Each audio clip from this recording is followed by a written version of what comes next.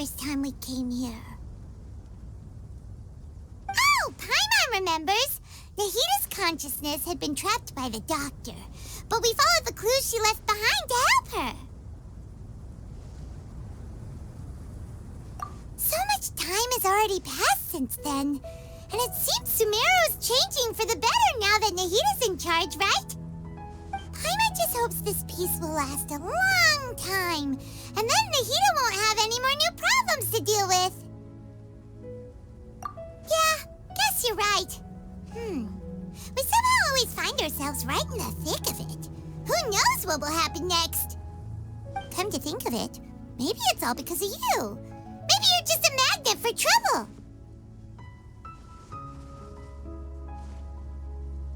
Huh? Me? Before Paimon ran into you, Paimon never ran into any trouble. At most, when she was super tired, Paimon got caught in some strange whirlpool and sucked out into sea. And even then, you fished Paimon out! Anyway, for Nahita's sake, maybe we should think about heading to our next destination for now. Ah, look who it is. Running into you in a place like this? I can see you two still love wandering around. Oh, it's Dia! Since when are we just wandering around? We're usually taking care of some serious business. Even though it may have nothing to do with our journey. But never mind that. What brings you here? I just finished a commission in the desert for a usual client of mine. Nothing too interesting. Just escorting a shipment of goods. I'm on my way to report back. That's when I saw you two all the way over there, chatting away. What were you two talking about anyway? Huh? You serious? Can't say I saw that coming. But you are travelers after all. I guess you'd never stay for too long in one place. Bumping into you like this will become a rarity. I'm starting to feel sad just thinking about it. Hey, how about I gather a few mercs to escort you two? What do you say? Thanks, but no need. Oh, Paimon had no clue you'd miss us so much. But don't worry, we'll come back to see everyone when we get a chance. Sounds good. All you need to do to get to Fontaine is cross this stretch of desert and navigate some waterways. Knowing you two, I'm sure it won't be anything you can't handle. So, when are you leaving? Oh, wait a sec. Paimon just remembered there are still a few dishes in Sumeru that Paimon hasn't tried yet. Now, where's that list Paimon made?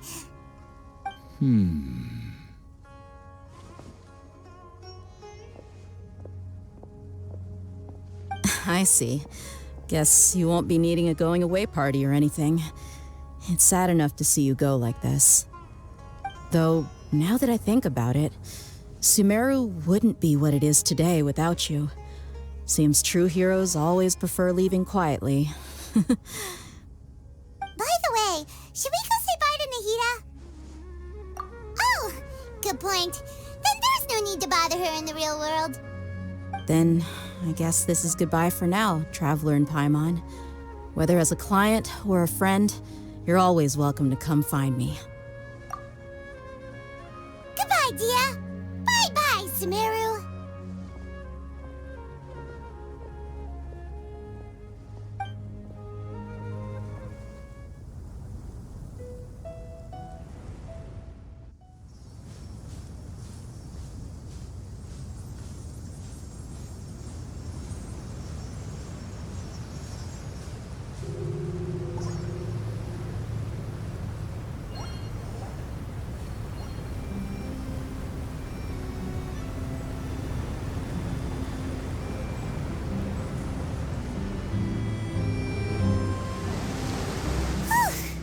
After crossing all that sand and water, we finally made it!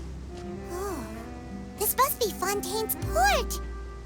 Wow, everything looks so advanced in Fontaine.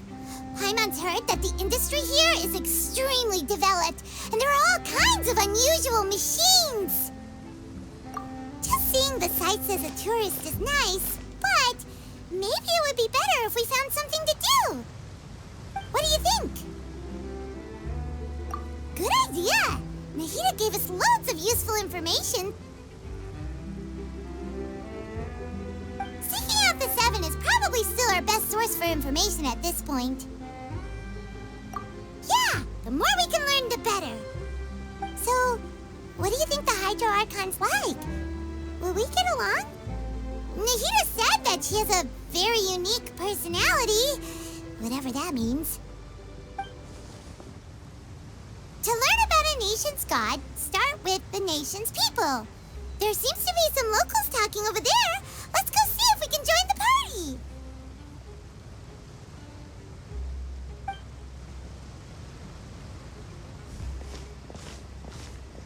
If you ask me, it's a tragedy how things ended for him. Clearly, he was a pretty decent person. Yeah, I didn't expect that kind of ending for him.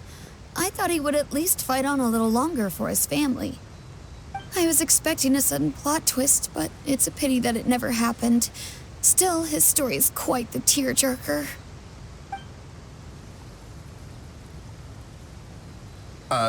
Excuse me. Can I help you two? I couldn't help but notice you standing here listening. Hi. We're travelers new to Fontaine, and we had something we wanted to ask, but you seem to be really busy talking about some kind of play, so we didn't want to interrupt. Play? Oh, no. We're talking about something that really happened. In fact, it's a case that was just heard a few days ago. Really? Like, a real trial? But the way you were talking about it and the words you used just now made it sound like some kind of story. Well, good tales are often based on true stories, aren't they? And what you see in reality may also be someone deliberately putting on an act while harboring ulterior motives. Whether something is true or not simply isn't that important. The main thing is whether the story being acted out on the stage is splendid enough. Oh, but it looks like you're not from around here. You probably don't know that the Fontaine Court of Justice is called the Opera Epiclese, or more commonly known as just the Opera House. But, shouldn't court cases be treated a little more seriously than that? Not to question Fontaine's way of doing things. It's just that putting someone on trial is usually a very serious thing. No worries. Other visitors to Fontaine have wondered the same thing. You could say that we just don't want to waste the moving stories behind those cases.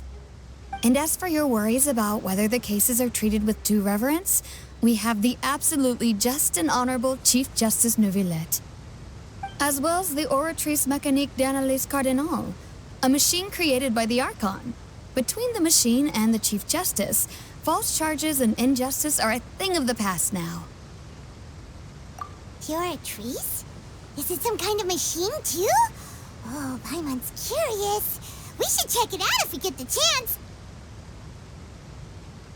Wait, Paimon almost forgot to ask you our question.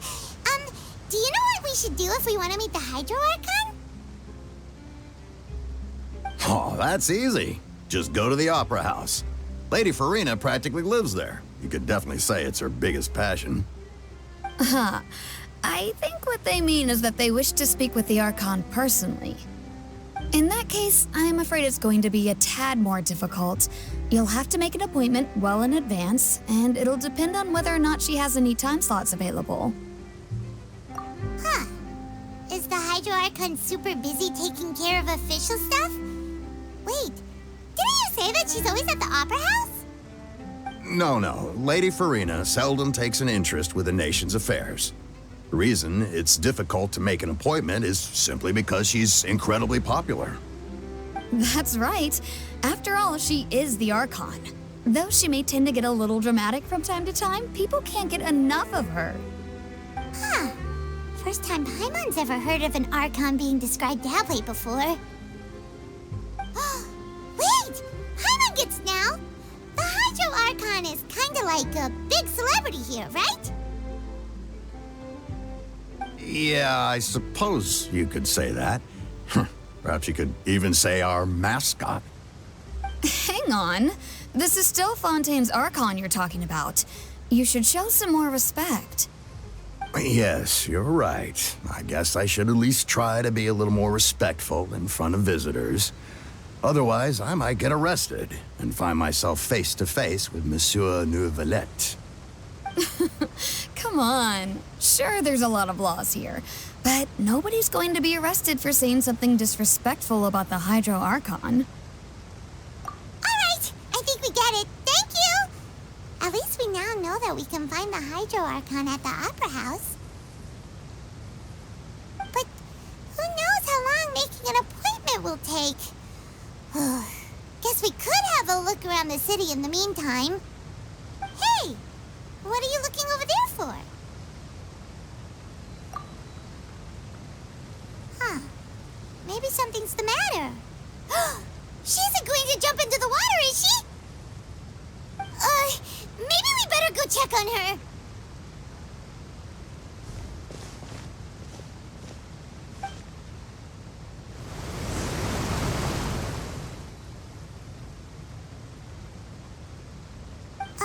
Hello there. Excuse me. Are you alright? Huh? I'm fine. Thanks. Oh, okay then. We just noticed that you seem to be worried about something. About many things, actually. But there's nothing I can do but just keep my troubles to myself. I was just reminiscing about a place my brother and I would play when we were kids. It was just atop that hill over there. See? You're pointing at the sea. Wait, are you saying that you and your brother lived in the water? No people call the waters around Fontaine a sea. It's actually just an inland lake that's filled with fresh water. And though I can still see that hill clearly in my memories, now it's been completely submerged. He would skip and jump, tossing sand in the wind. The sun shone brightly, and the air was filled with the scent of the sea. But now, the water is gradually swallowing our memories. It won't be long before it swallows us. Sorry. Paimon doesn't really get what you mean. I don't believe we've had the pleasure of meeting. Are you Lynette's new friends? Oh, and you are? Thanks for looking after my sister. She often comes here to reminisce about our childhood, that's all. There's no need for any concern. Oh, allow me to introduce myself. I'm Linny, and this is my sister Lynette. If I had to guess, I'd say you must be travelers from abroad. Nice to meet you. Paimon is Paimon, and this is the Traveler. We just arrived in Fontaine. We were just talking with your sister. Even though we didn't really get what she was saying. I see. It's unusual for Lynette to be so willing to talk with anyone. In fact, she seldom speaks at all. I'm usually the only one she ever talks to. Oh, really? Then you two are just like us. Paimon's always the one talking for some reason. So that's how you think it is? I also think my brother can be too talkative at times. Seems you were right, Paimon. We are quite similar. So, what did Lynette mean just now when she said that the water is engulfing your memories, and that it won't be long before it engulfs you too? Oh, that. It's from a prophecy that's been circulating in Fontaine for some time now. Well, I suppose prophecy isn't exactly the right word, because that implies a certain amount of uncertainty. There's no doubt about what's happening in Fontaine now. Where to begin?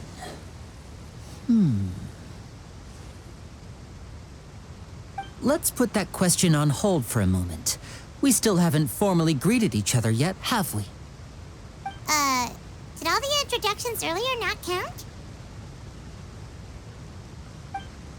Hello, traveler.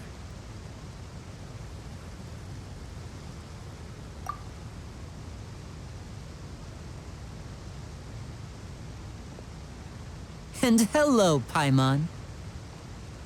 Hey! Why didn't Paimon get a handshake? You're not poking fun at Paimon, are you? Please, don't take offense. Just consider it a sort of etiquette we have here in Fontaine when making new friends. You should remember it. It might prove useful. Oh, all right then. Well, Paimon's just happy to have a local friend now. By the way, we were just getting ready to go to the Opera House to meet the Hydro Archon. Would you be able to show us the way?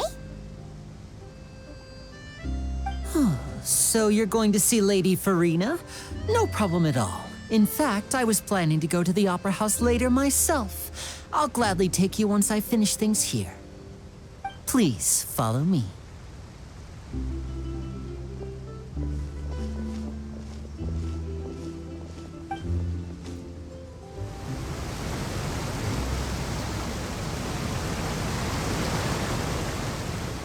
You said you were going to see Lady Farina? Well, it seems Lady Farina has come to see you.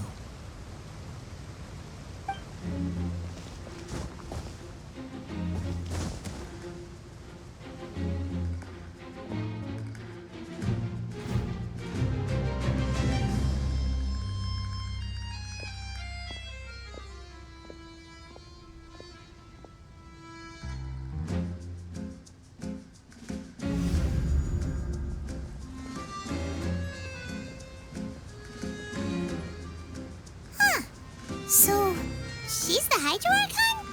But how did she know we were looking for her? My dear people, rich and poor, those with cup in hand and those with nothing at all, raise your glasses in celebration. If you don't have one, then just raise your hand in lieu.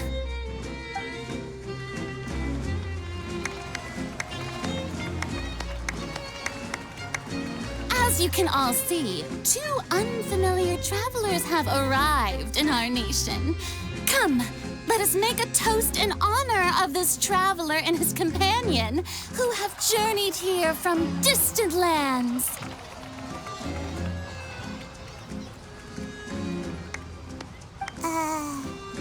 Is she talking about us?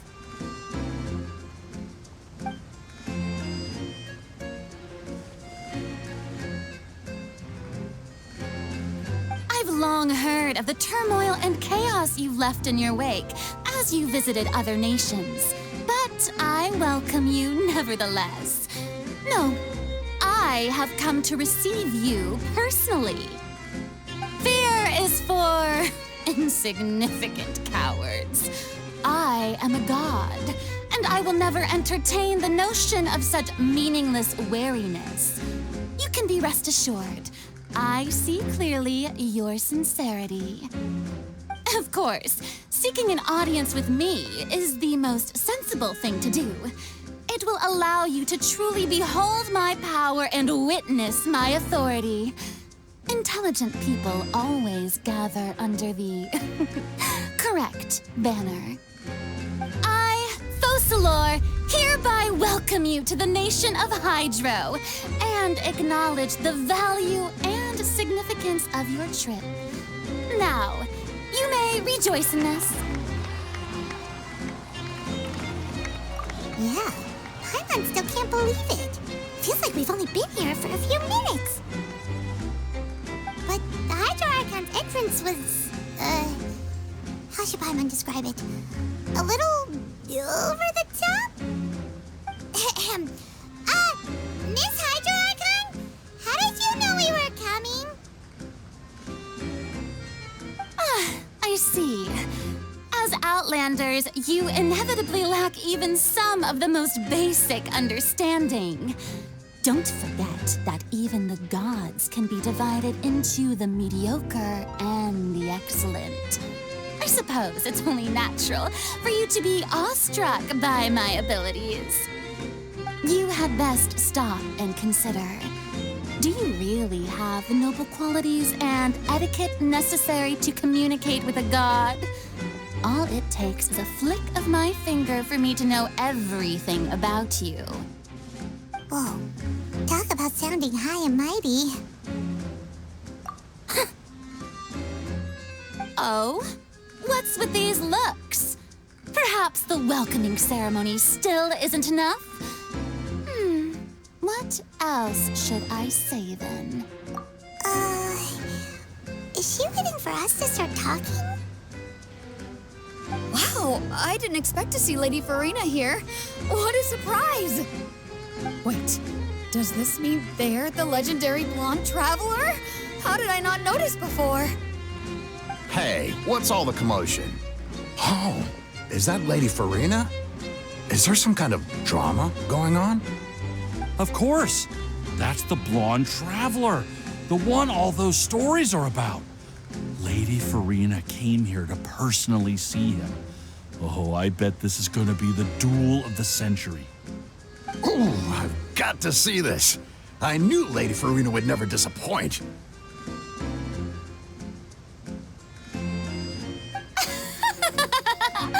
Yes, but don't get too excited now. My dear believers and spectators alike tend to get quite rowdy, and despite the noise, I've come to tolerate all their ruckus.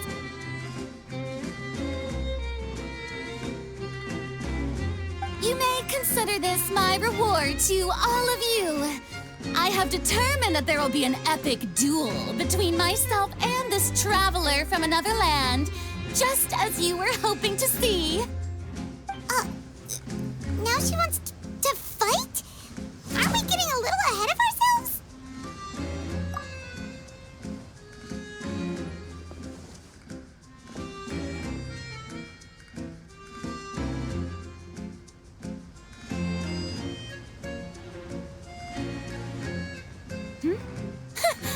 Are you not afraid? Might I remind you that this is a duel against the divine? What are you trying to do, traveler? Provoking a god in front of her people? Stand down, Clorent. I admire his bravery. Few have the courage to draw their sword against a god. He is obviously a true warrior. Unfortunately, people nowadays only crave to be thrilled, and a mere duel will not slake their thirst for excitement. Huh. Yeah, she's right. Just a duel wouldn't be all that interesting. On Araneus, criminals are always requesting duels to defend their honor. They're getting a bit old, to tell the truth. You see. Then, as the god of justice, I shall face this traveler in another kind of duel. A duel in court! All right! Now that'll be worth seeing! Right. This is Fontaine, after all. It's such a grand opera house, it would be a pity not to use it. Why do you care so much about the crowd's reactions? Seems you've spent a little too much time in the opera house. Besides, how exactly do you plan to have a duel in court? You mean you're going to put us on trial? Oh, we have reason to put you on trial. It's obvious, isn't it? According to Fontaine law, no one is permitted to release any flying objects within Fontaine city limits during the first 3 days of each month. You are clearly guilty of violating this law, no? Oh, so that's what they've done wrong. That's our Lady Farina. No one knows the laws of Fontaine like she does. You call that obvious? What kind of law is that? Wait, flying object?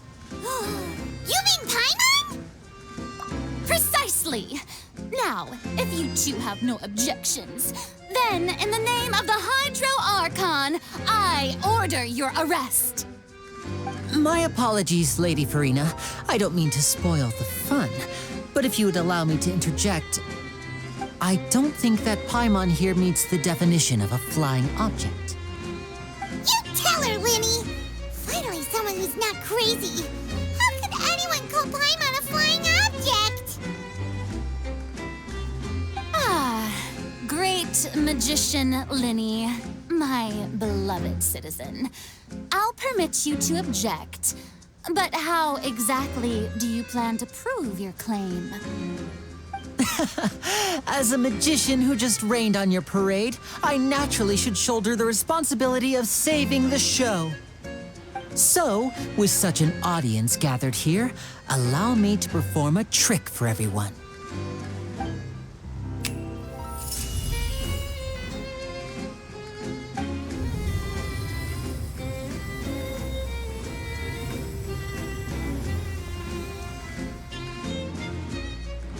Ta-da!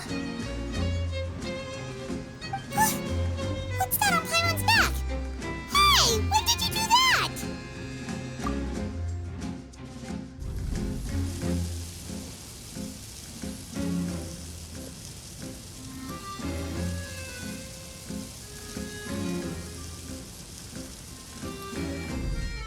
There. As you can all clearly see, Paimon should be classified as, well, something like a balloon. This rope has been in the Traveler's hand all along. It was just that no one could see it before. Huh? You call that magic? You've got to be joking. I thought it was pretty good. Nice one. Huh. I'm not sure what to think. It seems Lady Farina's charges no longer hold water.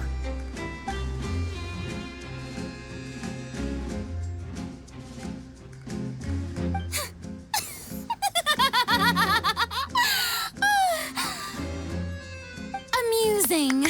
Very amusing, Linny. Just the sort of unexpected twist that I enjoy. With you here, today's performance can finally be called complete. Performance? You see all this as a performance? In which case, consider the matter of your trial resolved. The god of justice will not bring charges against an innocent person. But when there are valid grounds, I will not only judge travelers from abroad, but even the gods of other lands. I look forward to seeing your upcoming performance at the Opera House, Mr. Linny and Miss Lynette. That's enough for now. Toodaloo!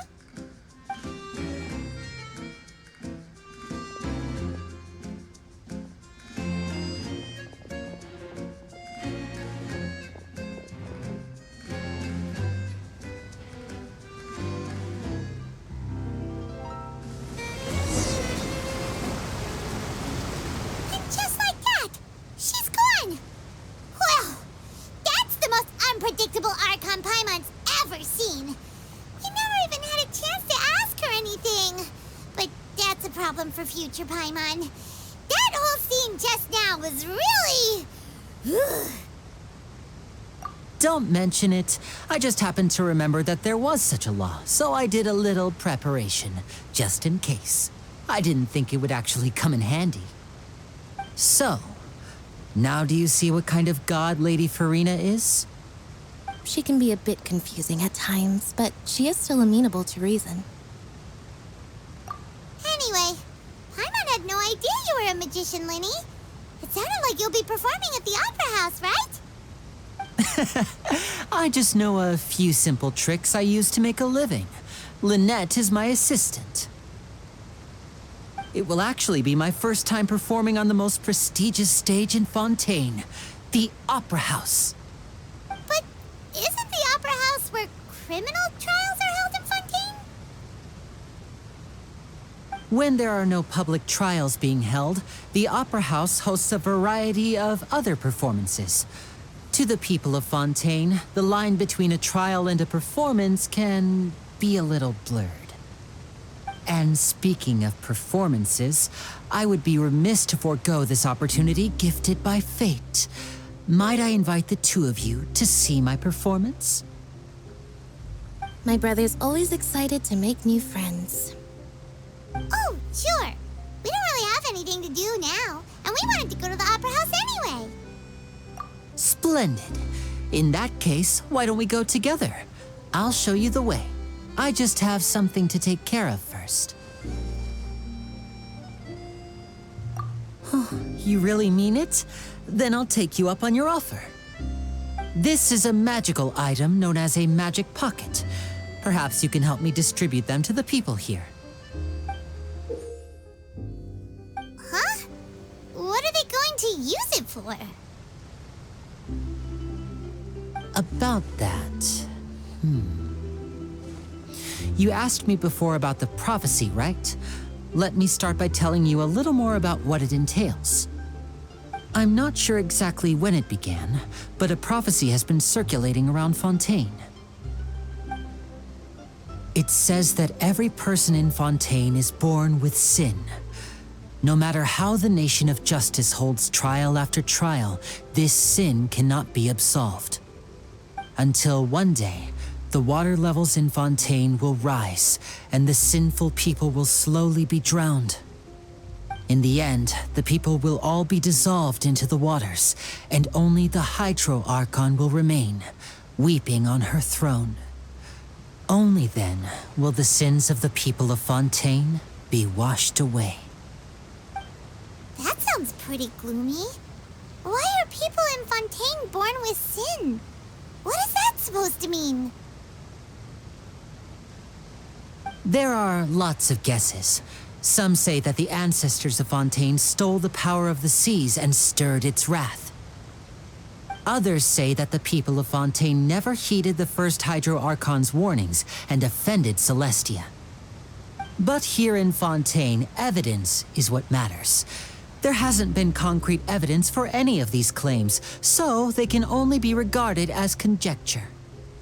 If even the people in Fontaine don't know what sin they committed, wouldn't it be better just to ignore the prophecy completely? Why bother feeling guilty all the time? That's exactly what the people did at first. But in the last few years, the water levels in Fontaine have actually started rising.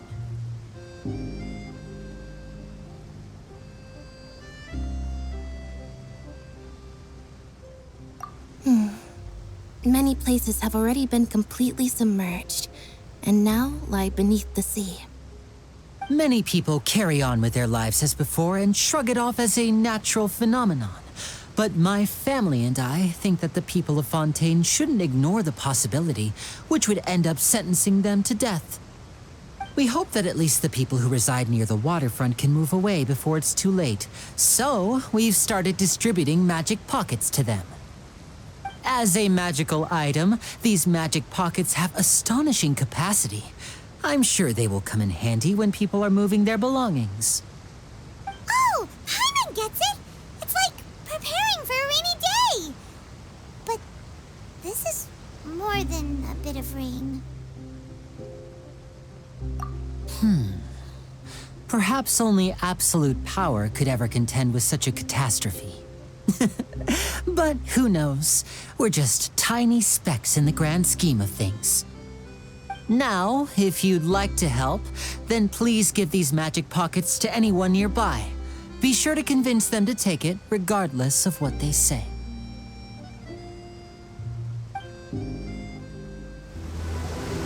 What's this?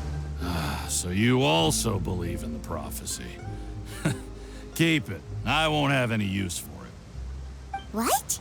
You mean you don't believe in the prophecy? No, I believe in the prophecy. But I also believe in another story. The story says that people once lived in the ocean. They were one with the ocean and couldn't live apart from it. But as time wore on, people desired to live on land and developed blood vessels, encapsulating the sea within their bodies. Thus could people set foot on land. So, if you ask me, when the water rises and takes us all, it'll be like we're going home. Oh, we hadn't heard that one before. But people can't live underwater. They'll die. You should probably still take it. All right, I'll take it. I guess I just feel that being dissolved into the water doesn't necessarily mean death.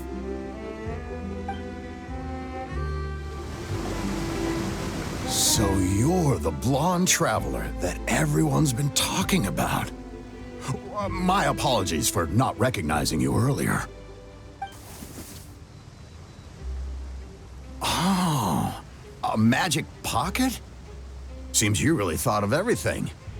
I guess it's better to prepare for the worst and hope for the best. Thanks. Please, also thank the magician on my behalf when you get the chance. Huh? I don't want that thing. Way I see it, if the prophecy's true, it's still gonna be a long time before the water can cover everything. Life is all about living in the moment. What use is there in worrying about the future all the time? We'll cross that bridge when we get to it. You should still take it. You never know when it'll come in handy. Oh, all right, fine. Thanks. It's just that if I start moving, that means I've already given up on the life I have now. I'd really rather not. Oh? You already handed out all of the magic pockets? That was fast. So, what did people have to say? I bet you heard some interesting opinions. Yes, but that will change once disaster strikes. I know they'll change their minds, so it's only right to help them prepare. Is there anything else you need to do before we leave? Yes, one last thing. I have the magic pockets made by a workshop in the court of Fontaine. Since we're out and about, I was thinking about bringing him some more materials. So, you want to collect materials? Just tell us what the materials look like and we'll help. Many hands make light work. Oh, that would be much appreciated. We'll need some Romaritime flowers. I remember seeing them near the waterfront on the east side of the harbor. You made quick work of that. I can tell you're an experienced traveler. I've also finished collecting a few here. Maybe next time you'll feel like helping too, Lynette. No way. I'm in power-saving mode today. Otherwise, I fear I may not have any energy left for the performance at the Opera House. Fine. Though the performance is still a long way off. Now that we're finished here, we should get ready to head back to the court of Fontaine. So, we're going to the court of Fontaine before we head to the Opera House? Good. Paimon wants a tour of Fontaine's largest city and try...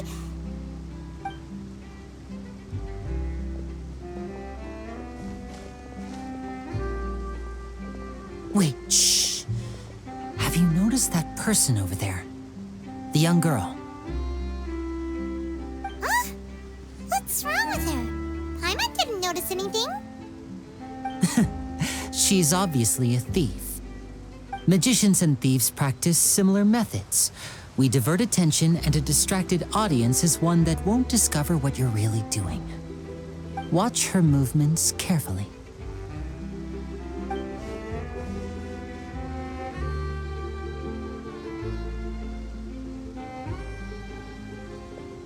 Oh, he's right! Shh, keep your voice down. We need to think of a way to catch her, but it seems she's very alert. Perhaps we should split up. You two can ride the lift over there and wait up top. I bet that'll be her escape route if she tries to run. All right, let's go. This is the spot where Linny wanted us to wait.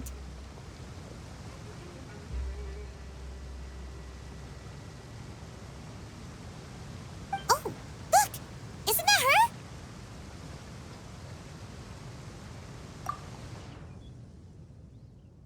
Oh no!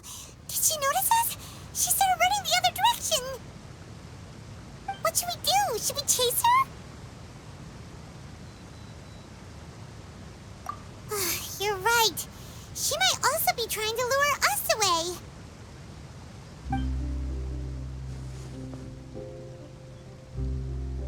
Nothing's happened for a while now. Paimon wonders if Linny caught the thief. Yeah, let's go. Are Are you sure that's all she took? You should check to make sure you're not missing anything else. No, that was all. Oh, I can't thank you enough. I didn't notice a thing earlier. Anyway, I should be going now. Thanks again. Oh, were you returning what the thief had stolen? That's right. Pity I wasn't able to catch her. She distracted me by dropping the thing she stole on the ground. By the time I looked back, she was already gone. I saw the general direction she went, but Lenny twisted his ankle, and I needed to make sure he was okay. Oh, did you get hurt, Lenny? I'll be all right. It's just a twisted ankle, that's all. In fact, it's feeling better already. If you want to play at being a hero, at least try not to get hurt doing it. Imagine what would happen if you managed to derail our performance as a result. You're right. Sorry, Lynette. I have to admit that the thief was even more skilled than I had anticipated. But at least we were able to get the stolen items back, so it wasn't a complete failure. What a slippery little thief! Guess things turned out all right in the end, though. Lenny's initiative paid off! All right, let's put this little detour behind us. We should go to the court of Fontaine now.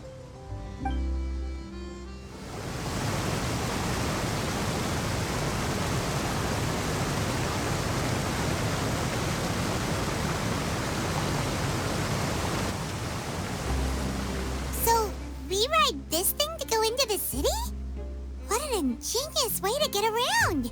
People in Fontaine really know how to use water! This is an aquabus.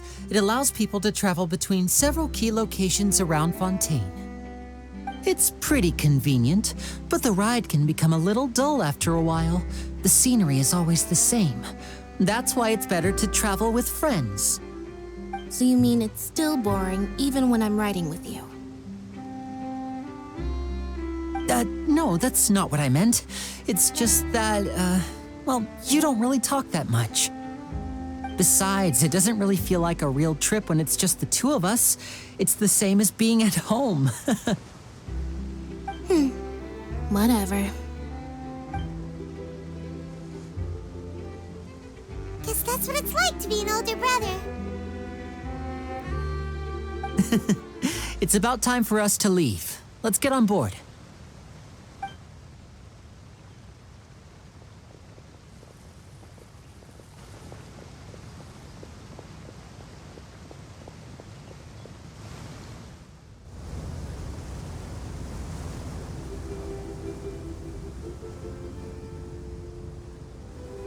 Huh?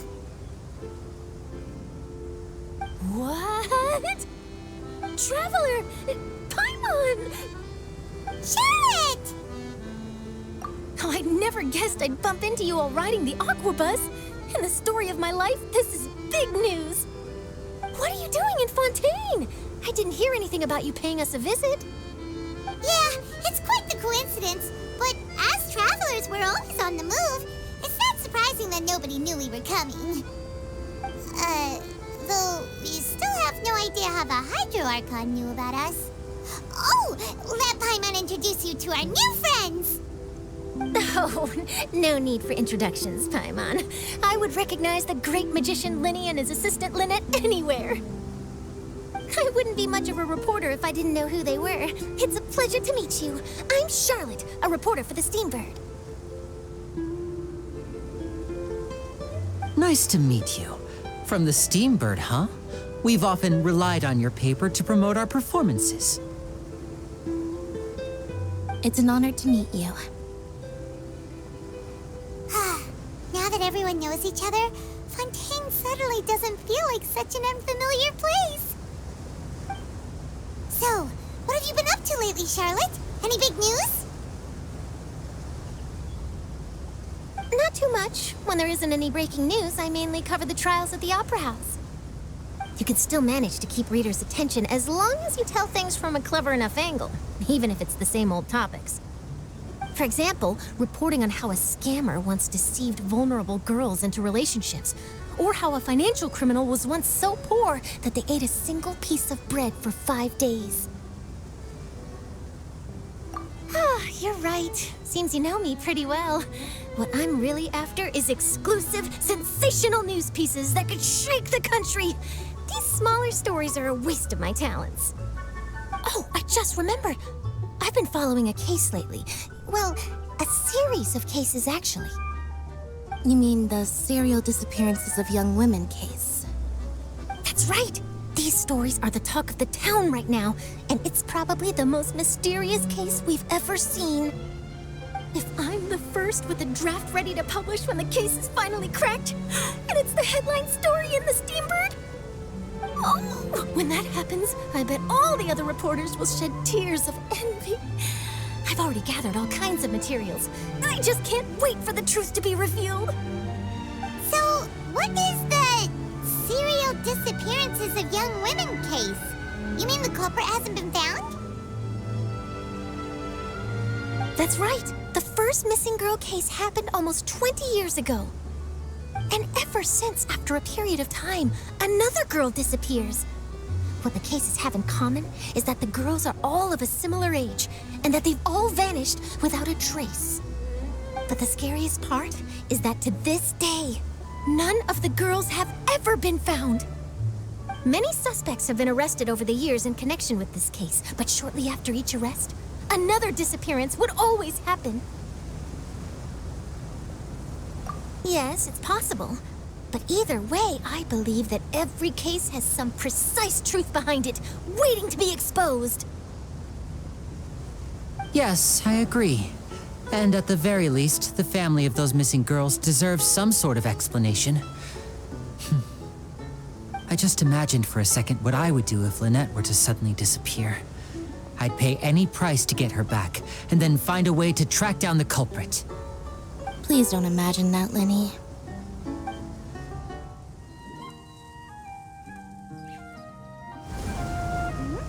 Hey, we're almost there! Look!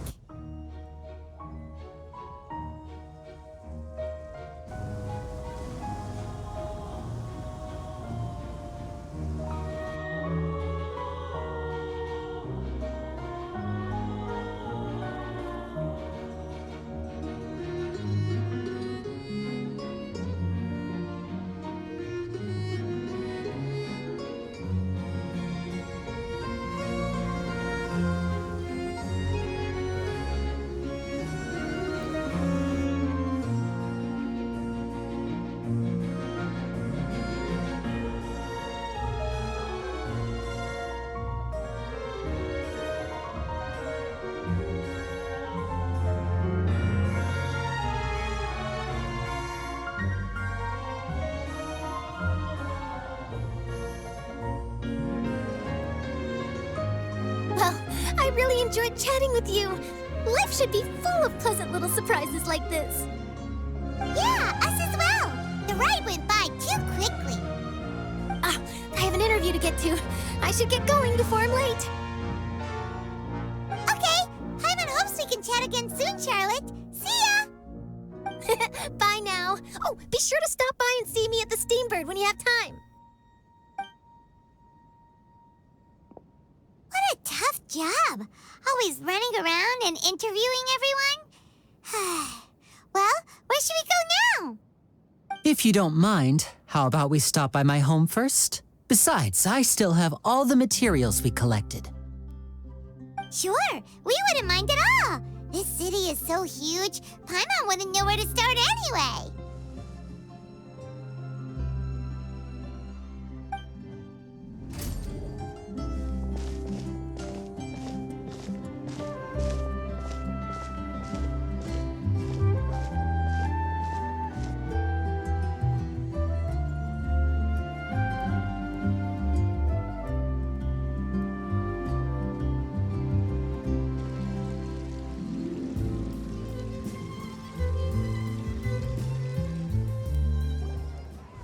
This is our current abode. Ah, Fremine, you're home. Where did everyone else go? I have some new friends that I would like to introduce. Oh, they all just went out a moment ago.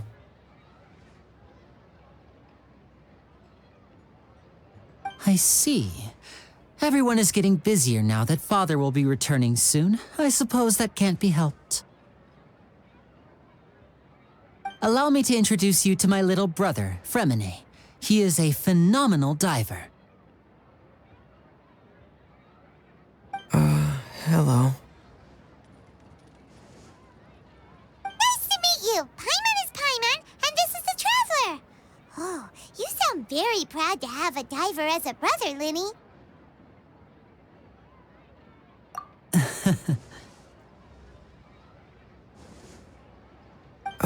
Linny, could you come here for a moment?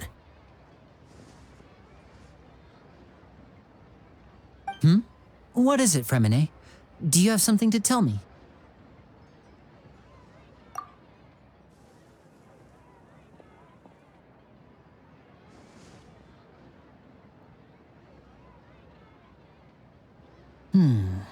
Okay, I see. Is everything all right? Oh, it's nothing. We were just discussing a little housework. Sorry for the interruption. Oh, before I forget, the Traveler and I collected more materials to make magic pockets. Were you able to get any, Fremine? Yes, I went diving and gathered lots of materials. I was about to give them to you.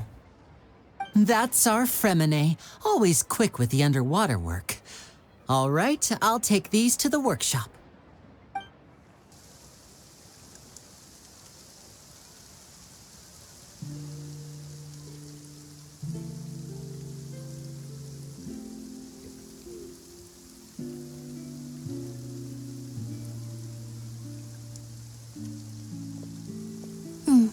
Looks like rain. Oh, you're right. But wasn't it clear and sunny just a moment ago? Fontaine's weather sure is weird. I'm afraid that's just how it is here. It often rains on days where there are trials being held in the Opera House, but don't worry, it'll clear up soon enough. What's wrong, Fremine? There's a legend about the rain that I tend to believe. It's said that a dragon of water once resided in Fontaine. Though we don't know where the dragon went, every time it weeps, the skies will cloud up and pour out rain. When I was a child, my mother told me that if I wanted to go outside and play, I should yell toward the sky at the top of my lungs. Hydro Dragon! Hydro Dragon! Don't cry! If it's an elemental dragon, then having the power to make it rain wouldn't be very unusual. Let Paimon try something. Hydro Dragon! Hydro Dragon! Don't cry!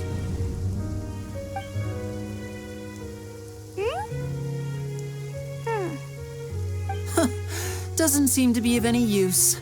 It is just a legend after all. You know, you might be a more popular magician if you understood the concept of romanticism. Or could at least play along. Sorry, it might be because we've never met the Hydro Dragon. Perhaps it can't be comforted by the words of strangers.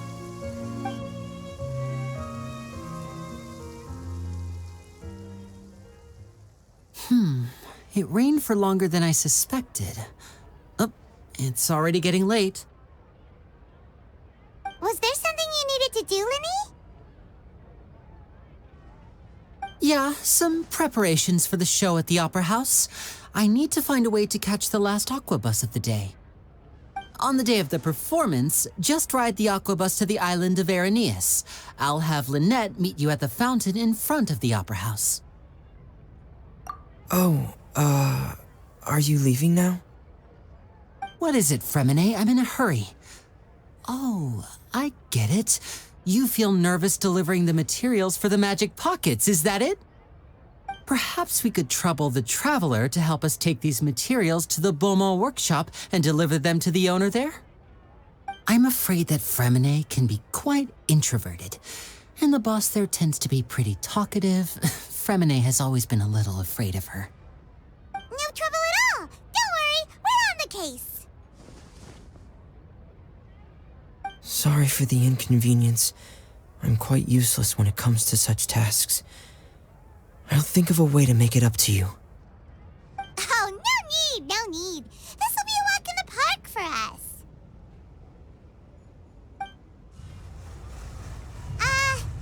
Hello? Is there anyone here? Oh, hello there. New customers? Looking to buy, or do you need something made? Or perhaps you're just looking for a chat with me. Oh, no. We're just here to deliver some materials. Here they are. They're for making... what were they called again? Ah, these must be for magic pockets. I could tell right away. I've already made several orders worth now. No need. They've already prepaid several batches worth. When they told me what they'd be using them for, I even offered them a discount. But they insisted on paying the full amount, saying that I had a business to run. It seems both their hearts and their pockets are made of gold. Whoa. So, is Linny actually loaded?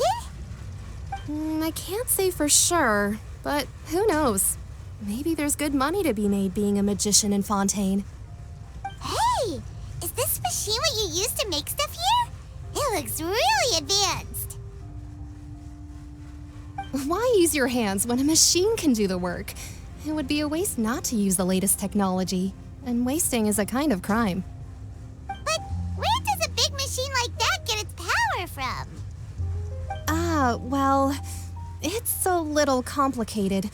I'm not sure I can put it in layman's terms for you. But basically, everything we usually use here in the city is powered by indemnitium. It's a type of energy that's produced from trials. Huh? How can trials produce energy? Well, I'm not completely sure of all the details myself, but basically, when a trial is in session, the Oratrice Mécanique d'Analyse Cardinale harvests people's belief in justice and converts it into energy to be used all around Fontaine. So that's what its other function is? Paimon heard that the Oratrice was created by the Archon to make judgments. But Paimon still doesn't get it. How could something unreliable like people's beliefs be turned into a stable power source for these machines? Oh, yeah! So that means the Hydro Archon relies on the machine to take the energy created by belief and turn it into power for all of Fontaine, right? Even though I've never heard anyone really put it that way before, it sounds like it makes sense. Besides indemnitium, we have another type of energy called pneumosia. It isn't produced by the power of the Archon, but it is unstable by nature. Even now, it still cannot be widely used by civilians. I thought I'd find you hard at work, but here you are chatting the day away. Since you're already talking, I'm sure you wouldn't mind a few words with me. You again? Didn't I already promise you that I'd have the more I owe to Confrérie of Cabriere by next month? Why are you hounding me now? Yeah, but how do we know that you won't go running off by the end of this month? I want 50% today. Wait, no, 70%. Huh? You... Seems business isn't so great for the workshop. We've already finished our job and delivered the materials. Maybe now's a good time to leave? Hey, hold on. Before you go around trying to collect payments, why don't you settle your own debts first? If Confrérie of Cabriere wants to poach clients from Northland Bank, that's fine. But I'm afraid you still owe the bank a hefty sum of mora. So why don't we work things out between us first, before you get back to your little conversation here? You're from Northland Bank. But we said we'll pay everything we owe next month. Why are you hounding me now? Traveler, Paimon! I didn't think I'd run into you here in Fontaine. What are the chances? We're surprised to see you too! What are you doing here in Fontaine? You didn't want to stay in Snezhnaya? Long story short, I've already been in Fontaine for some time now, and honestly, things have been pretty boring. But it seems that fate brought our paths together today. Not only will I have some good friends here now, but ones who always seem to find trouble. Either way you look at it, it seems things are going to get a lot more interesting now. Pretty sure we'd want to avoid anything that you'd find interesting. Besides, our trip here has gone pretty well so far. Right, Traveler? Hey, you, Northland Bank boy. Aren't you forgetting something? Don't interrupt. It's not often I run into the Traveler like this. Why don't you wait for me over there for a while? You kidding? Aren't you the one looking for us? You really expect us to sit and twiddle our thumbs while you catch up with your friends? Listen to me, boy. If you want your Mora, fine. Why don't you come and take it? Hey, I just said not to interrupt. Oh, by the way, Traveler, the last time I took Tonya and Tusser ice fishing, Tusser said, "Hey, that's way over the line! All right, boys, let's see who has to pay up now!"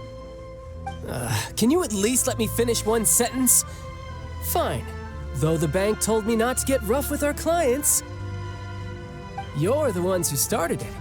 This is an act of self-defense. You two will have to be my witnesses, okay? I'm sure this won't take long.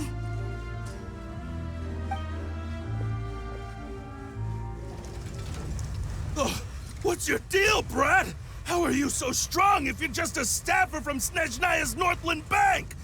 Wait, don't tell me you're... Oh, now you notice. It's a little late, don't you think? Just make sure you understand that you don't mess with Northland Bank. Got it?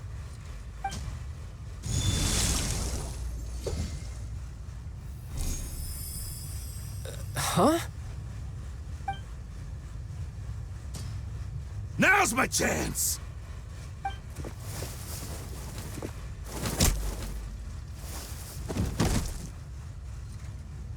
Huh. That was weird.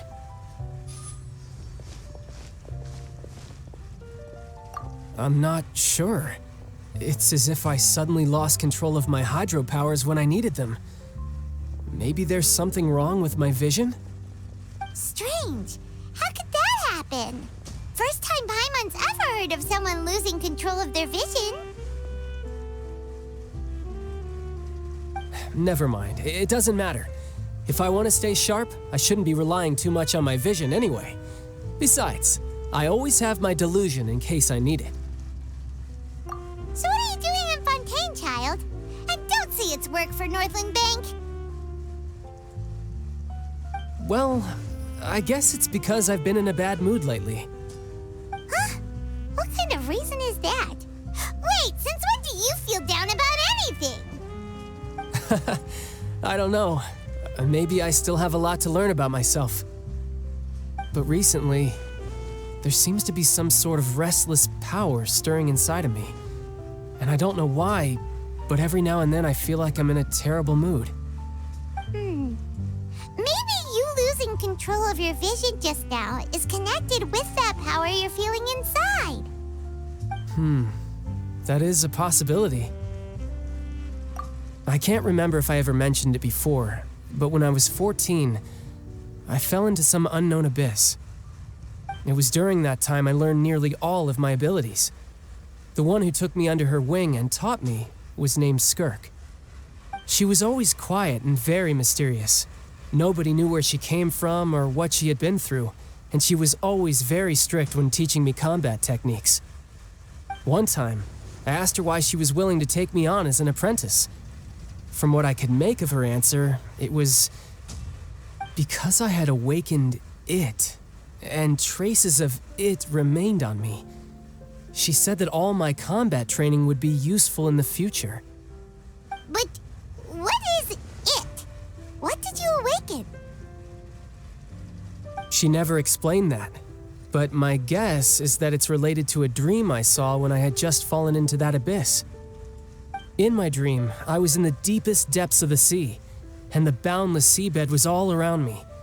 But in front of me appeared a whale that was so massive, I felt like I couldn't breathe. A whale? Oh, that sounds familiar! When we fought against you before, you summoned a huge whale that seemed to leap That's just an abstract form of a whale that I create using my elemental powers. It takes that shape because the scene I dreamt of the whale has always been stuck in my mind. I'll never forget it. So you used the whale as inspiration for one of your moves? Huh. Seems a little twisted to Paimon. So why don't you just go ask your master? Maybe she knows the answer.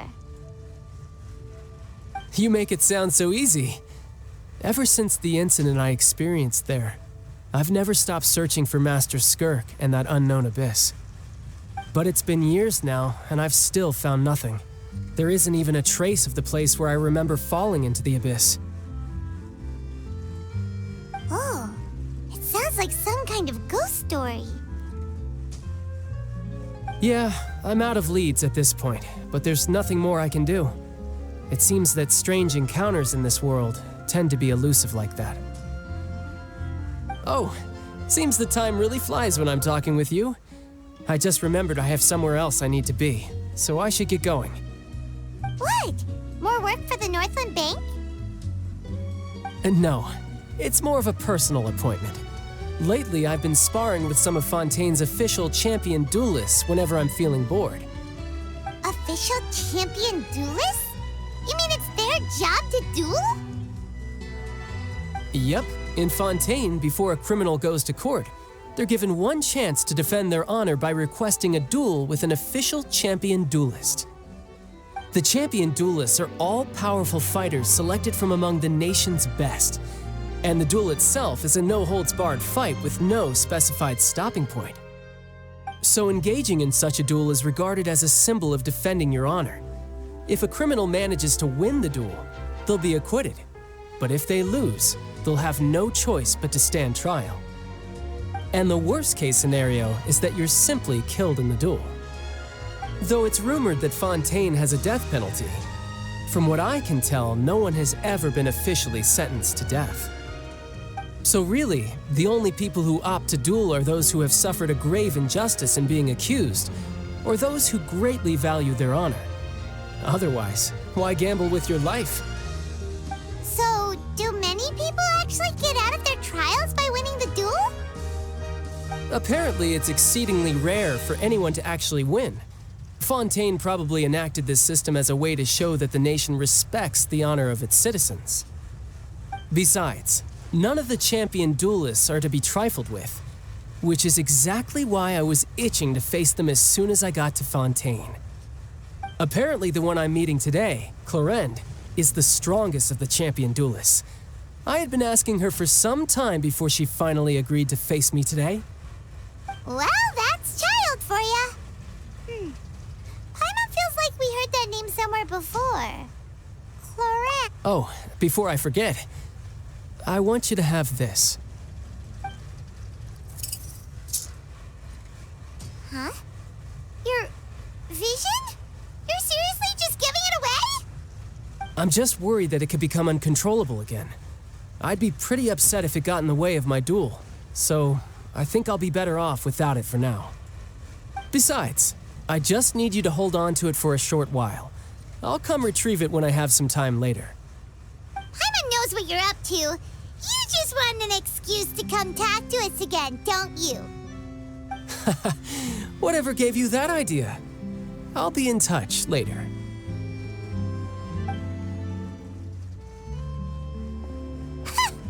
That sneaky guy. He said he's been feeling down lately, but he seemed the same as ever to Paimon. Well, seems we don't have much to do for now. We might as well walk around and see the city before Lenny's performance.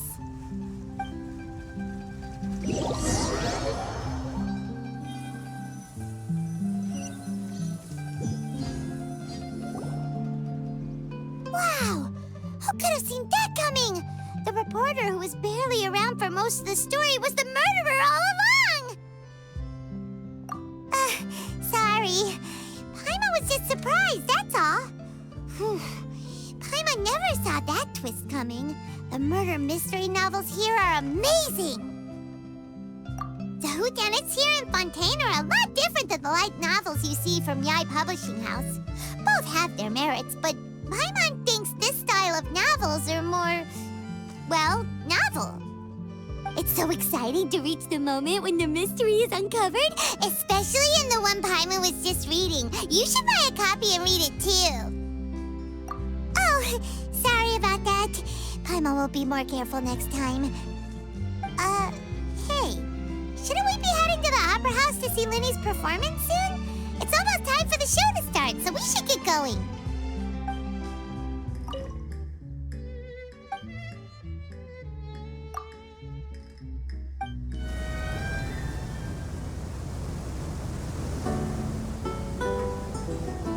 Welcome to the Navia line. I am Alhaitham. The boat will be departing imminently. Please do not stick your head, hands, or other body parts outside the boat.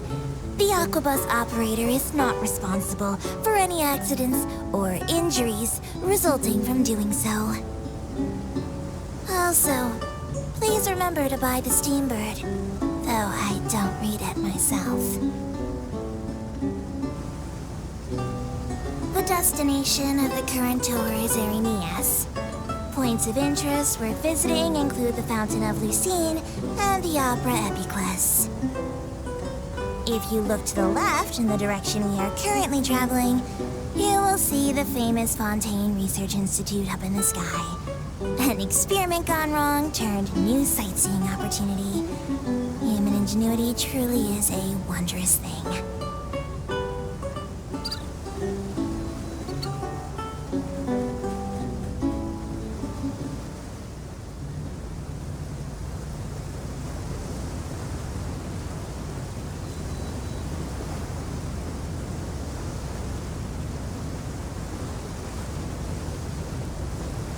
Approaching our final destination. Please be sure to bring all your personal belongings with you as you disembark.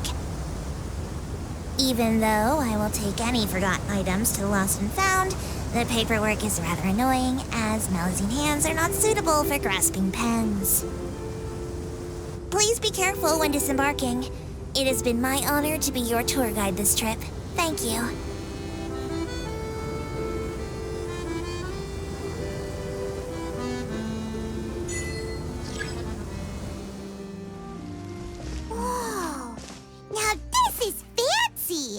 The Opera Epiclese! What a place to hold a performance! No wonder Linny and Lynette were looking forward to it. Huh. Looks like there's a lot of people standing around the fountain up ahead. Oh, Archon, please bless us with a bright and healthy child. We pray. I don't know why you always feel the need to ask so much. I'll be happy as long as our child is healthy and lives a peaceful life. I guess if they're our kid, then there's no doubt they'll turn out smart. Maybe this is one of the customs in Fontaine. There sure are a lot of couples here. Vache.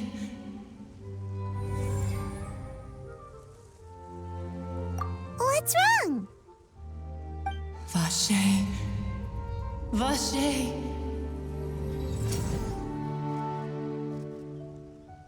No, Paimon didn't say anything. Are you hearing things?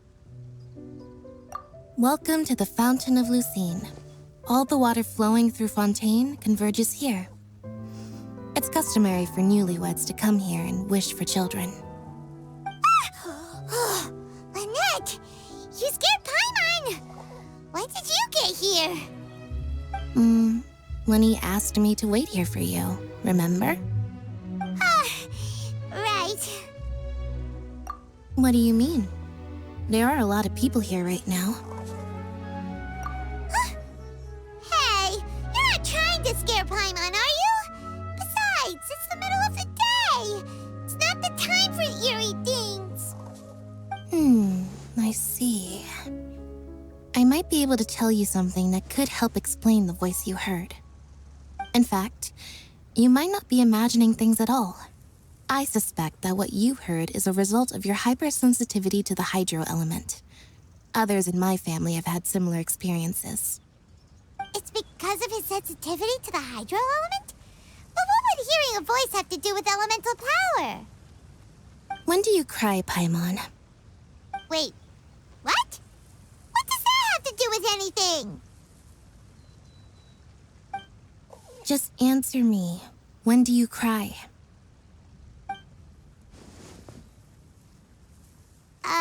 When Paimon's really sad? Oh, and when Paimon's super happy. Oh, and also when Paimon's really, really scared. Then you should understand that tears contain your most intense emotions. Like I just mentioned, the Fountain of Lucine is where all the flowing water in Fontaine converges. Even the tears that fall to the ground will eventually gather here. So maybe what you heard was the intense emotion coming from someone's tears. So, what did the voice say? Huh. If you were hearing their emotions, then Paimon wonders what happened to them. Rather than worrying about them, we should worry about my brother first. Don't let that calm look of his fool you. He tends to get pretty nervous just before a performance. So chatting with Linny might help him relax a little before he goes on stage. Oh, right. That makes sense. Let's go in and see Linny.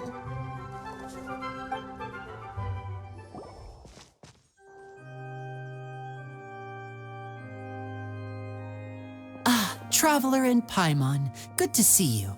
I knew you two would come. Are you kidding? We wouldn't miss it for the world. We've been looking forward to it. I can tell, judging by how early you've arrived. But you're actually right on time. The audience still hasn't started entering the venue yet, which means now is the perfect chance for us to take you to the best seats in the house. Wait just a moment. I'll fetch the tickets.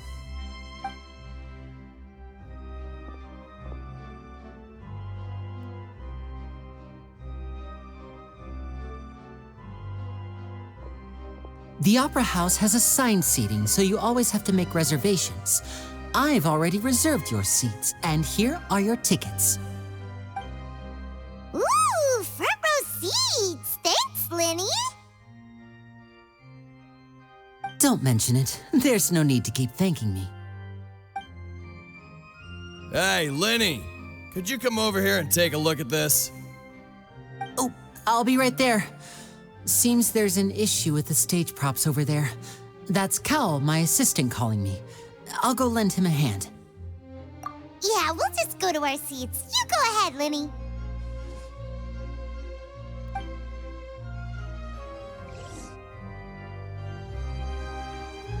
Oh, these should be our seats. Come on, let's sit down.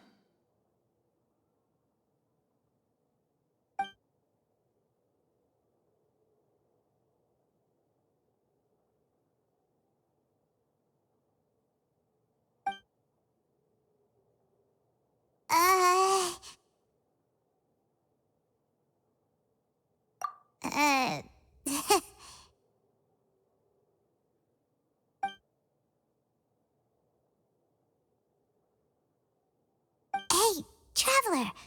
Maybe we should strike up a conversation with the person next to us. Since we're sitting together and the rest of the place is practically empty still, it's kinda awkward if we don't say anything. Oh, you little...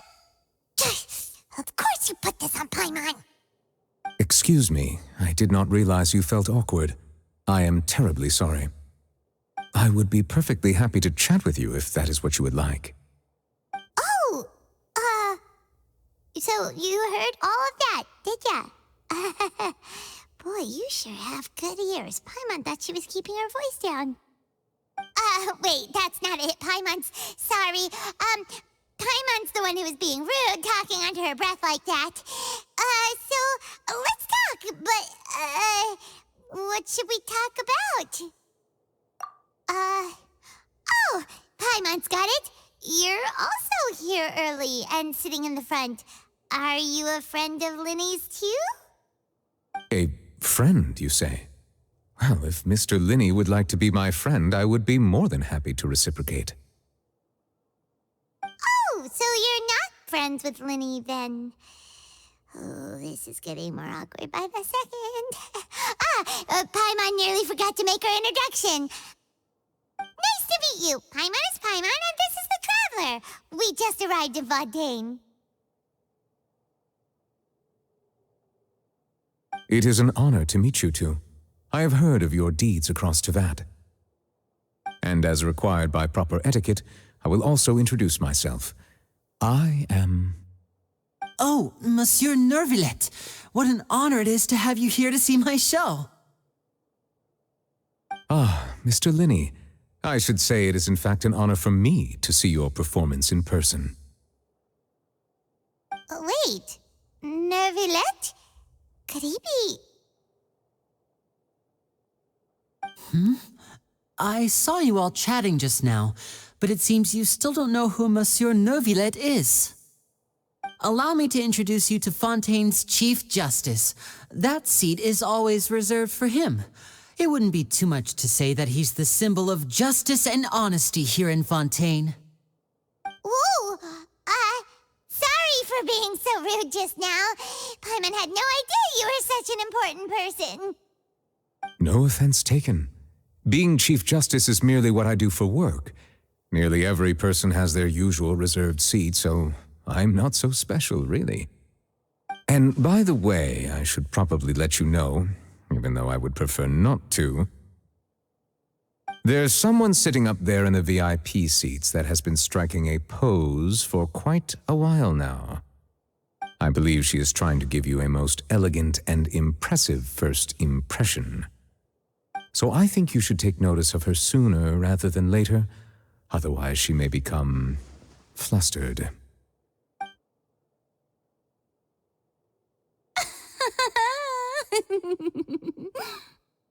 Huh? Oh, it's Farina, the Hydro Archon. Huh. She sure has a smug and satisfied look on her face. Guess she has no idea that you saw right through her act. Very good. That is for the best. No need to pay her any more attention. We may now enjoy the show. Huh? So is this what things are like between the Chief Justice and the Hydro Archon? All right, please wait just a moment longer. I've pretty much finished my preparations, and the performance will start as soon as the audience has made their way to their seats. Yay! The show's finally about to start! Paimon can hardly wait! Paimon's never seen a real live magic show before!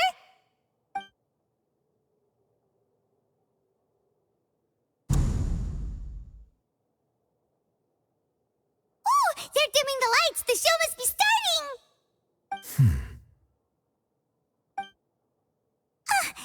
Sorry. Paimon will try to stay quiet. Welcome, one and all, to the Opera Epiclese. I am the star of today's show, Linny. And over here is my sister, Lynette, who will be working as my wonderful assistant. Please, let's give her a warm welcome. Hello, everyone. I know she may seem to be a little sleepy right now, but that's just a sign that she's nervous. Whatever. Now, some of you may be thinking, two vision holders who can freely manipulate elemental powers performing magic is not true magic at all. So, I would like to take a moment to assure you that elemental powers will have nothing to do with what you will witness on the stage today.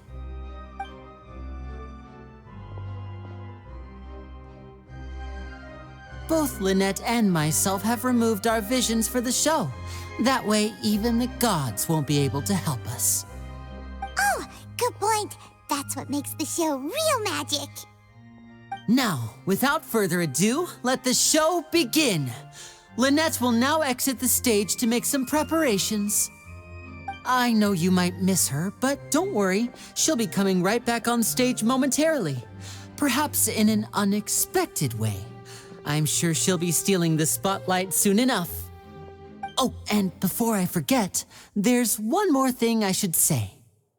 You never know what can happen in the blink of an eye.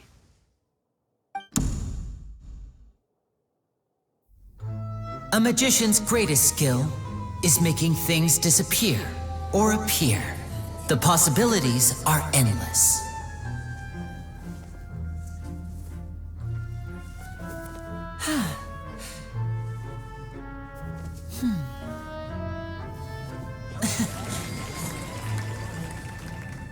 Huh?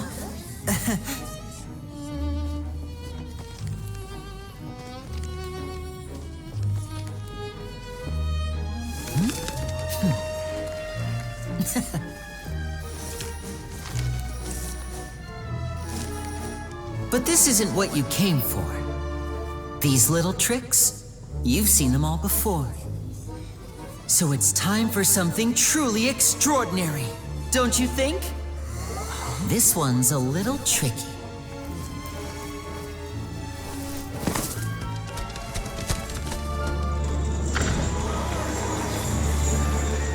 Using this water tank, I shall make my sister vanish completely, right before your very eyes.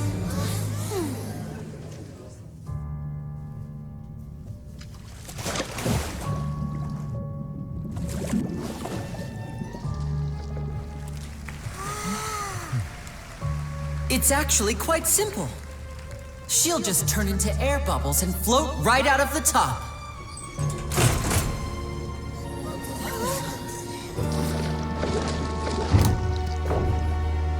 Oh no! I told them to check all the props carefully. With the lid on, even air can't escape. An amateur magician would be getting very nervous right around now. Luckily, it's me on stage, so let me show you what a true virtuoso can do.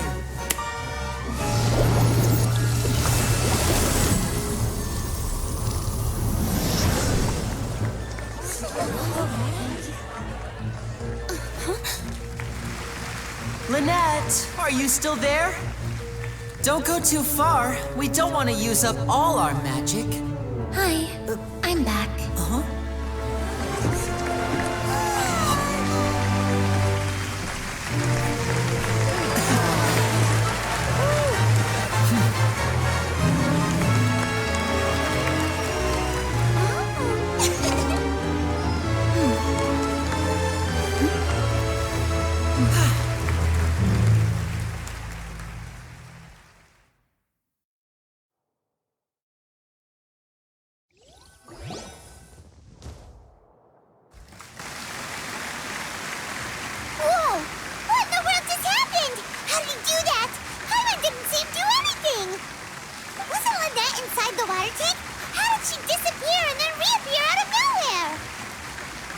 If we could see easily through his tricks, then that would mean that his skills are still lacking.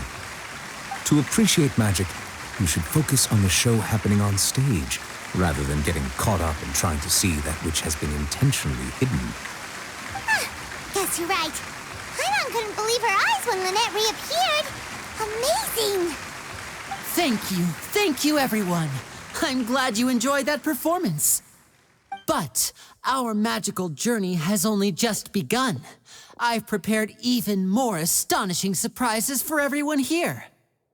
The magic of transformation and disappearance can go far beyond what you've just seen.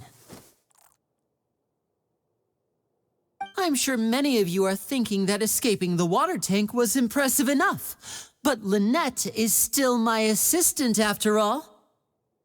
In which case, I have ample time to make all necessary preparations. So, for my next trick, I will require the participation of one lucky audience member. Please, if my assistants could bring out the magical boxes now. There are 2 boxes and only 2 boxes. One is here, and one is there in the aisle among the audience.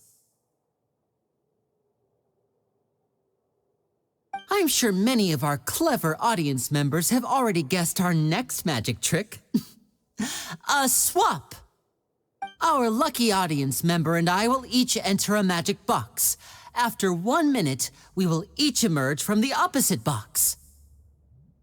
Now please, everyone pay very close attention to the box you see here. Don't give me any chance to make a move. Wow! How's he gonna do this? Hey, do you think all magic tricks, or does Lenny have actual superpowers? The lucky audience member will be generated by this random number selector. It selects numbers entirely at random. Even I don't know who will be chosen to participate. Now then, let's begin. Let me see. Oh, row 7, seat 3. Congratulations! You now have the chance to experience magic firsthand for an entire minute. Please, come forward. My assistant will take you beside the magic box. I'm sorry, it might be a little cramped inside, but no need to feel nervous. We've carefully arranged everything for you to be as comfortable as possible.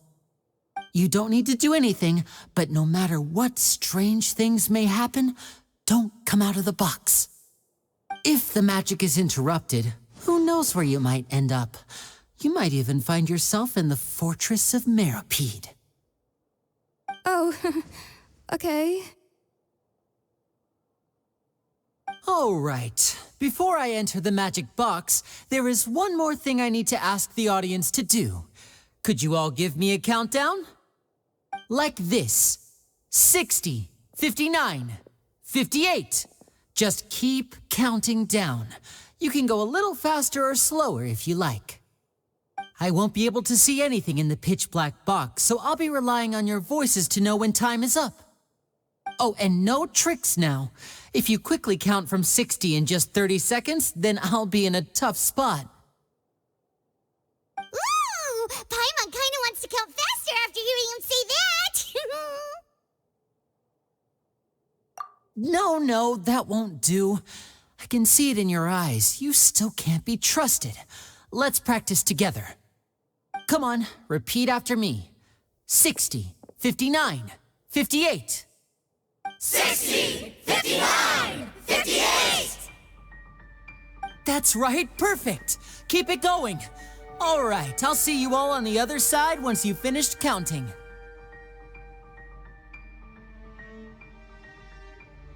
54, 53, 52? Huh? Why aren't you counting, Neuvillette? I am counting in my head. I think things are exciting enough in here as it is. Merely a consequence of my identity and personality. Do not worry about me. Just enjoy the show. Oh, all right. You look so serious that Paimon thought you might be feeling uncomfortable or something. 40, 39, 38! Mr. Lenny, are you all right in there? Is everything ready? Yes, I'm fine. I'm just double-checking the direction of the magic. It would be a disaster if we get sent to the wrong places. For example, mid-air right above the audience. Even though he's saying that, Lenny doesn't seem nervous at all.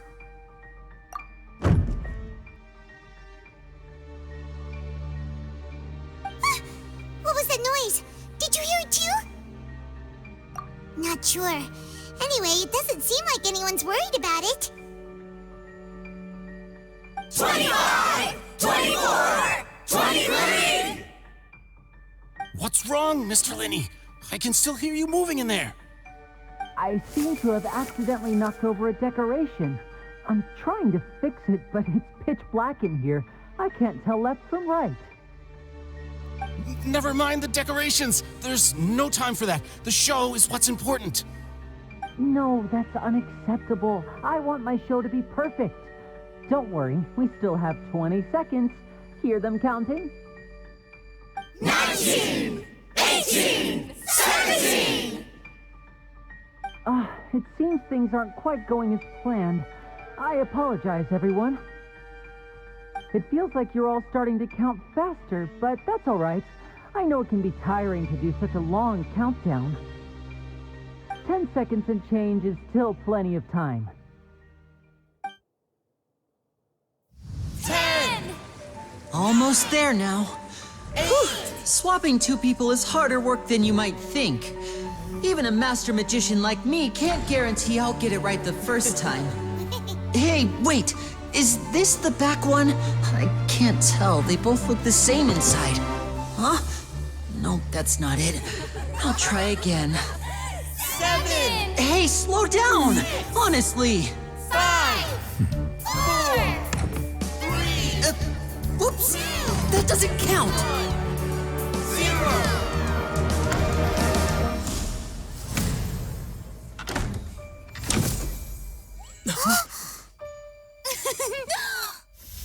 Ta-da!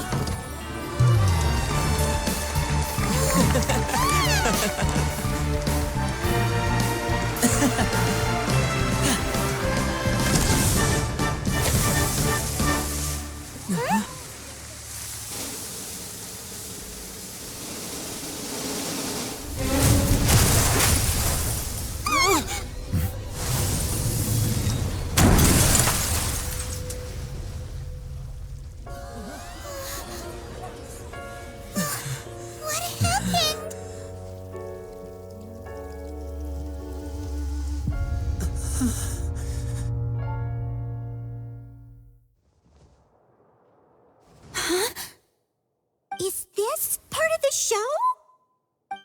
Mr. Lenny, you're going to use magic to fix the stage now, right? What happened?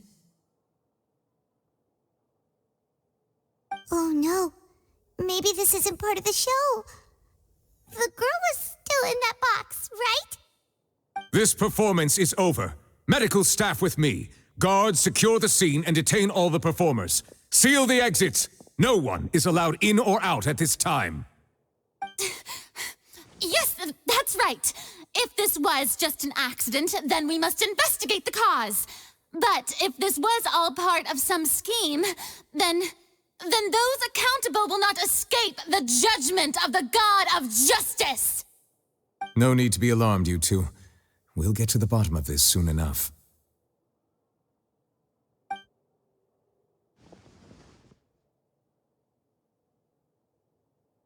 Unfortunately, the person who is in the magic box has been pronounced dead. His name was Cowell, one of the assistants in Linny's magic troupe. Apparently, the fireworks on stage ignited the ropes that were suspending the water tank, which then caused the tank to fall onto the stage.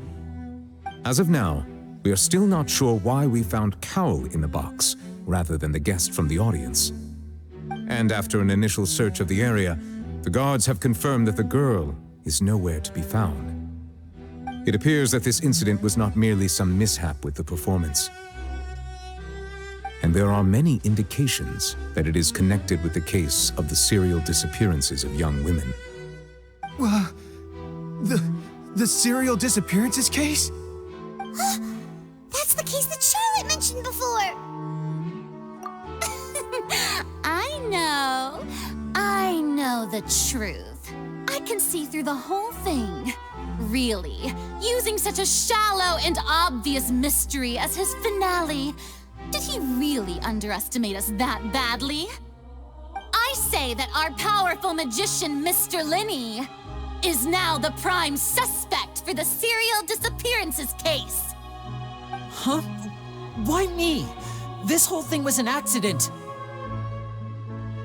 No, this all occurred during your magic show, did it not? The missing girl disappeared after being chosen, did she not? The deceased is one of your assistants, is he not?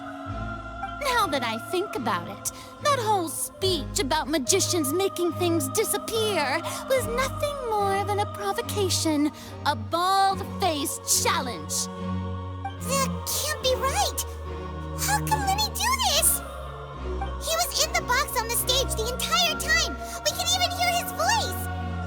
Besides, before the show, he told us that he would like to catch the criminal behind the disappearances. He couldn't possibly mean catching himself. Save discussion for a later time, please. Lady Farina, may I assume that your comments just now constitute an accusation against Mr. Linny and his associates, and that you are pressing charges? Huh?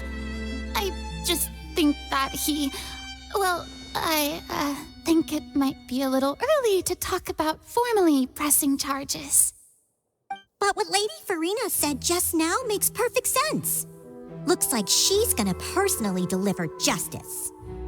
A kidnapping and murder carried out under the cover of a magic show. Lady Farina said it all. I mean, of course, my dear people.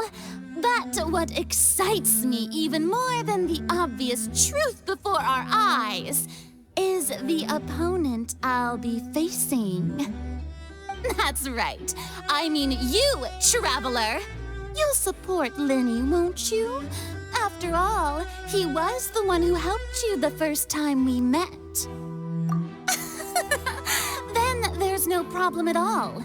You know, the Traveler and I already had a duel the first time we met. But with Lenny's help, our little duel ended in a draw. But draws really are the most boring possible outcome. So, no more draws. Between the two of us, there must be a clear winner and loser. And what better place to hold such a riveting showdown and decide the true victor than here, on the grandest of stages, the Opera Epiclese. Huh. It wasn't a draw. She obviously lost last time. I understand. Charges have now been pressed, and as such, a trial is in order. Well, Traveler, seems Lady Farina has set you in her sights. But putting her dramatic rhetoric aside for a moment, I would like to ask you, are you willing to act as Mr. Lenny's attorney and defend him in this case? Very well. The trial will be held a day from now in the Opera House. Both sides may investigate the scene to build their cases and search for the truth.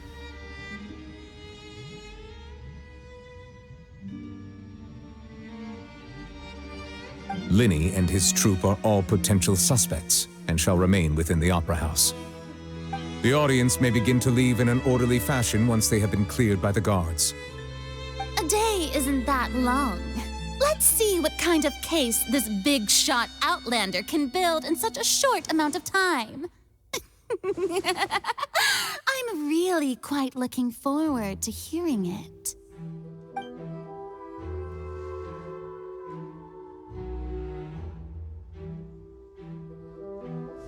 Lenny!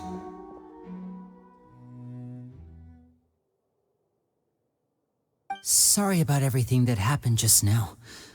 Were you frightened?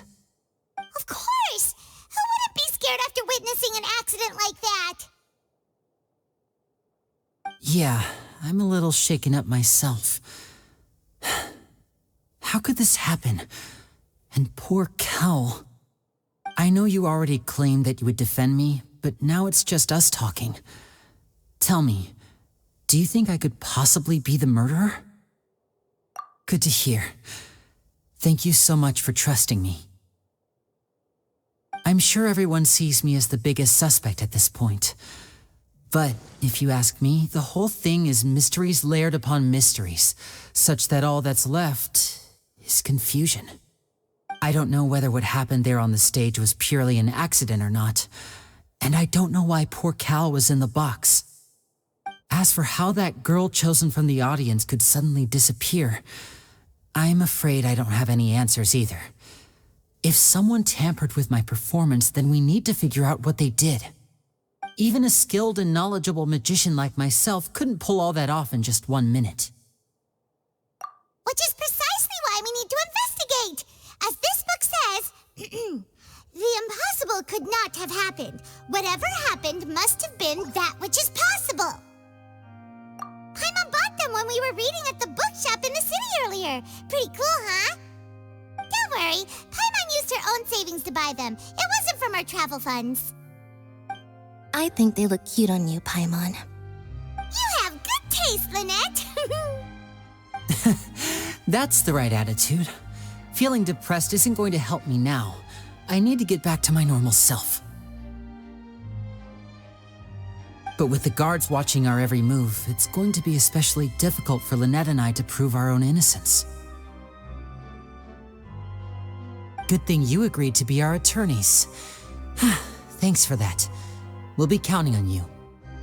Yes, thank you so much.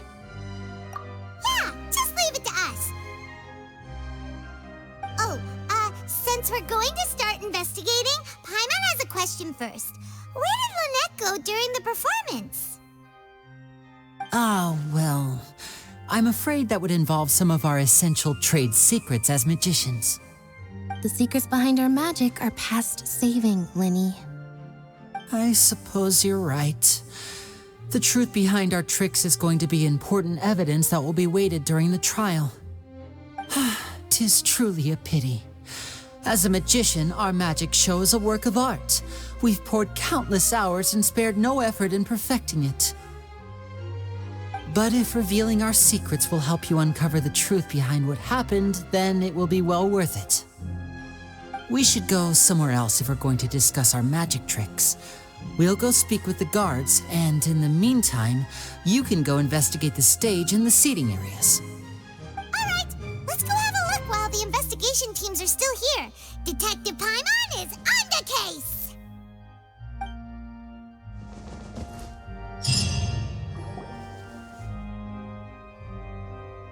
Hello, officer. How's the investigation going? I see. You must be the traveler that Lady Farina mentioned. Listen, I'll be perfectly honest with you. I'd avoid getting mixed up in this whirlpool of a mess if I were you. Huh? What do you mean? Come with me and you'll see. The deceased is one of Linny's assistants named Cal. Even though he hadn't joined the troupe long, he was hardworking and everyone generally liked him. The assistants are usually in charge of setting up and inspecting the props, as well as assisting with the show and keeping the crowd engaged. As you probably saw when you were in the audience, the water tank suddenly fell and smashed the box with Cowl inside it. This is the real mystery. We've already searched the scene and were unable to find any traces of the girl. However, if you look carefully, the box was positioned directly under the water tank. The ropes holding the tank were then burned by the pyrotechnics on stage, causing them to snap. All these factors lining up so perfectly makes it hard to see this as a mere accident. If anything, the more logical explanation is that the whole incident was intentionally planned, and Linny is the most likely person to have access to all these areas. But he doesn't have a motive! Are you both good friends of his? Well, you can't say we're good friends, but we've known each other for a little while. So in just a short time, he was not only able to win your trust, but even convince you to act as his attorneys. I know there's no such thing as magic. The real trick of a magician is holding the audience in the palm of their hand.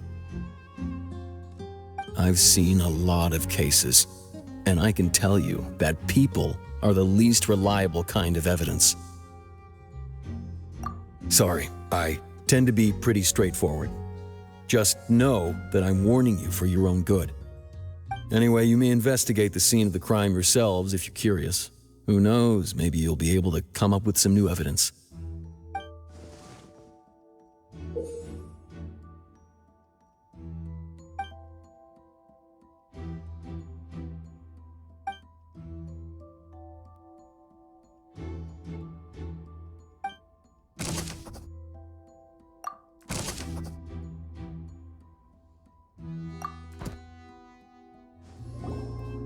So this is the rope that broke and caused the water tank to fall. The rope looks pretty durable. How can it be burned through so quickly by fireworks? Why are you suddenly so serious, Traveler?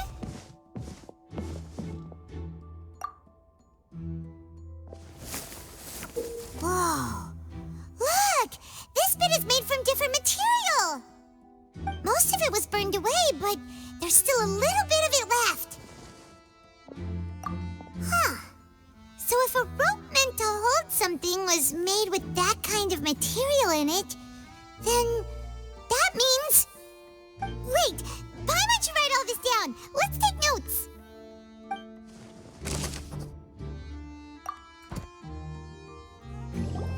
Hello there! What are you investigating? Oh, this location has also been cordoned off because the magic troupe members are currently considered prime suspects. The investigation team is still collecting evidence. The seats were all booked in advance, so we were able to deduce the missing woman's identity by checking the guest list. Sure, it's not like this is confidential information. We will publish it later anyway when we petition the public to help us find the missing person. Her name is Halsey. She's a painter from Fontaine who's made a bit of a name for herself. Apparently, she wasn't a regular at the Opera House, but she'd been feeling some pressure with her work lately, which made her decide to come see the magic show. The magic troupe members all claim not to know her. We have looked into her social connections. It seems that she has no personal grievances or conflicts of interest with the suspects. Simply put, she wasn't related to the magic troupe at all, which matches the features of the previous serial disappearances. Were the victims of previous cases also chosen at random? That's how it seems to us, in any case. Apart from the fact that they were all young women of around the same age range, there really weren't any other connections between them. Okay then. No need to be so formal. If you do happen to see the missing girl, please be sure to contact us. It is of utmost importance that we get to the bottom of these disappearances.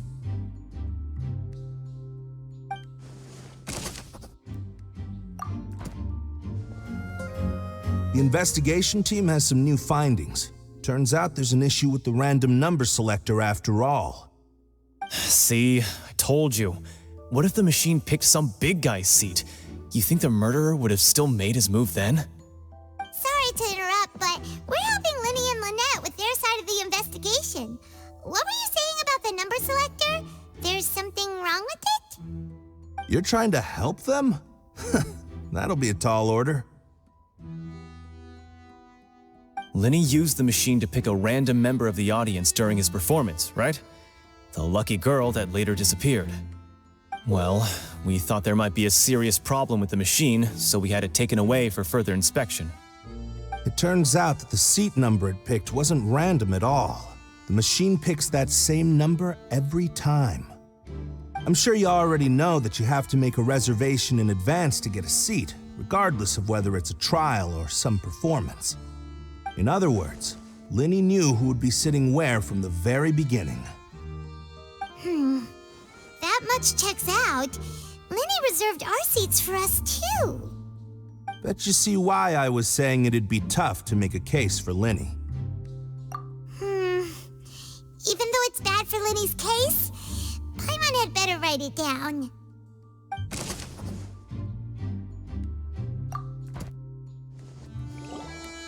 I see that you're investigating the area.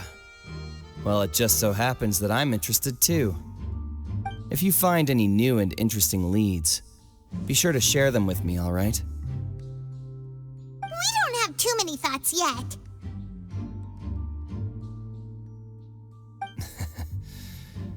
Then why don't I tell you my hypothesis first? The way I see it. And I'll start it with that loud thud. The thud? Oh, you mean the sound that happened during the countdown? Yes, exactly. It wasn't terribly loud, but I suspect that most people heard it. It's just that everyone was awaiting the results of Linny's trick with bated breath, so no one paid it much mind. But now that the incident has happened, the thud has become an important clue. That makes sense. So, what do you make of it? I'm of the opinion that it may have been the sound of Linny's accomplice, Lynette perhaps, jumping atop the water tank or something like that. And when the pyrotechnics went off, she cut the rope, sending the water tank crashing down. But wasn't the noise we heard too loud for that? Perhaps the balance wasn't right, leading to a particularly rough landing. Oh, that's true. I suppose I must reconsider. That does remind Paimon, though. What was with that sound?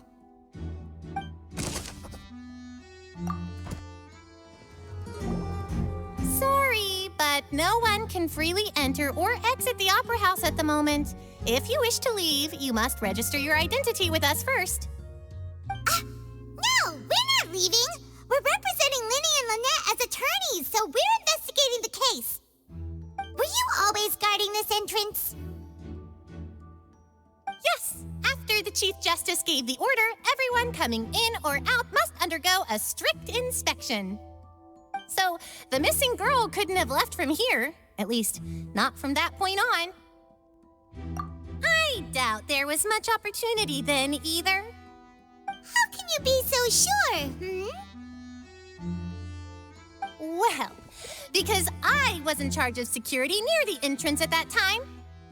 I couldn't see Linny's performance from here, which was quite a shame. Just my luck. But still, I did not abandon my post, and I stayed put no matter how loud the applause was. If someone had so much as even approached the door, I would have noticed it, let alone if they had tried to leave. We Melusines are good at that sort of thing, you know. So, it's safe to say the girl couldn't have left through here. Alright, thank you for your help. This'll be useful info.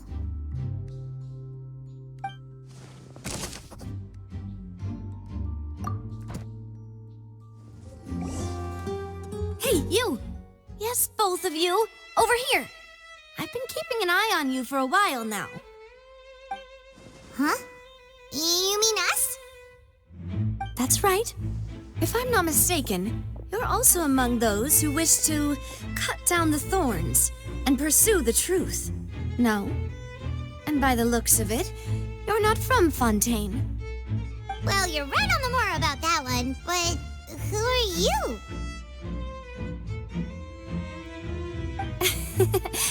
Have you never heard of the Spina di Rosula? From mediating disputes and providing protection to solving conundrums, you name it, Spina di Rosula does it. And I, Navia, have the honor of being its renowned president. Though those who play by our rules call me boss. I'm Silver, her attendant. Pleased to meet you. And I'm Melus. Demoiselle's various daily needs and affairs are under my purview. Huh? Boss? Demoiselle? What gives with the names? Well, I am the second generation president. Melus and the others are still used to my previous title. My apologies, Demoiselle. Should you prefer, boss, I will endeavor to use that instead. No need. You don't have to call me boss. Just Navia is fine. Okay, if you say so. Not that we're members of Spina di Rosula anyway. All merely trifling details. Never mind. Now, back to the situation at hand. That's right. I've always kept an eye on the serial disappearance cases.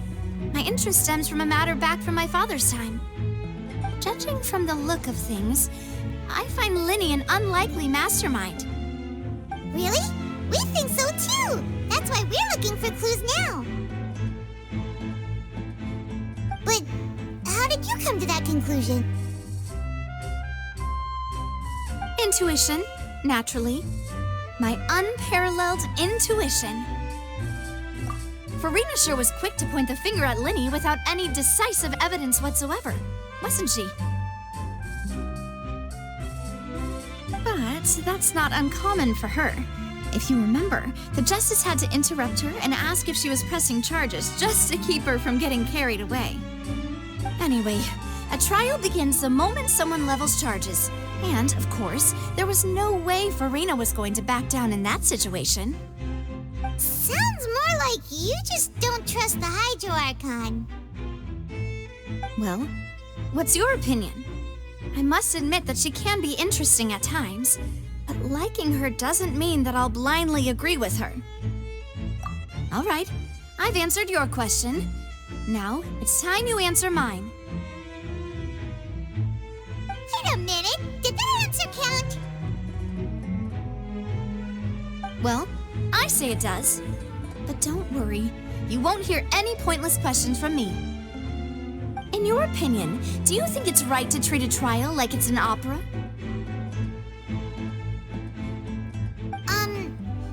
Well? And why would that be?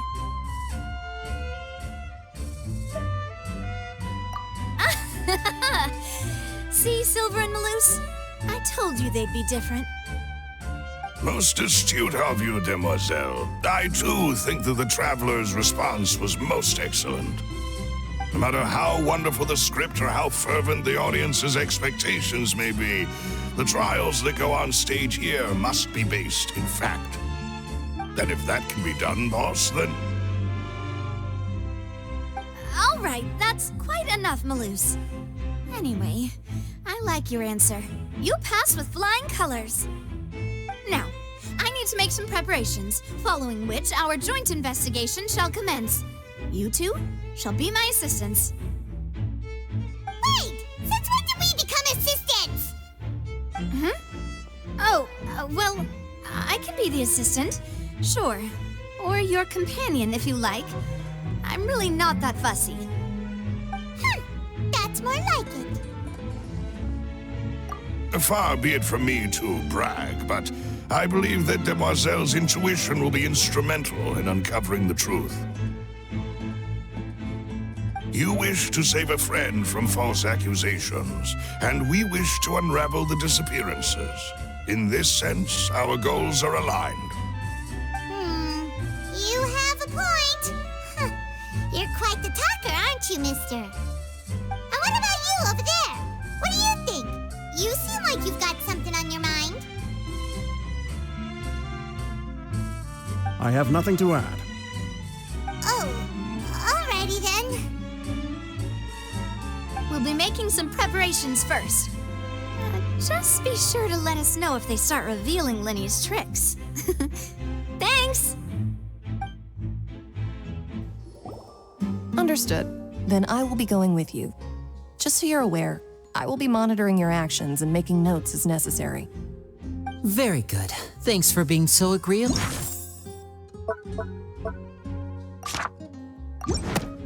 I'd pull a rose out of my hat as a gift for you if I could.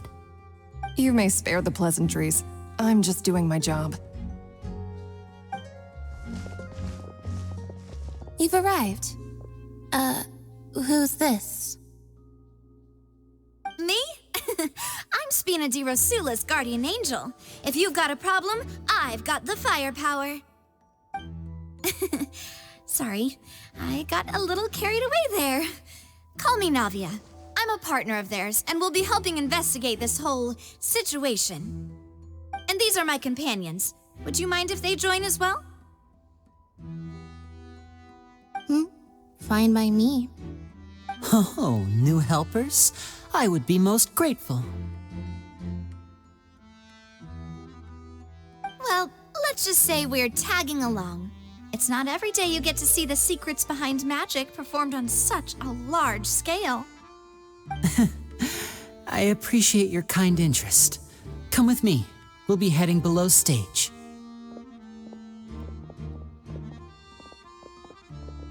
Huh? Below stage? Yes, a world of secrets is hidden beneath this magic box, prepared specifically for this switcheroo trick. But before I reveal everything, you should have a look first. Notice anything strange here?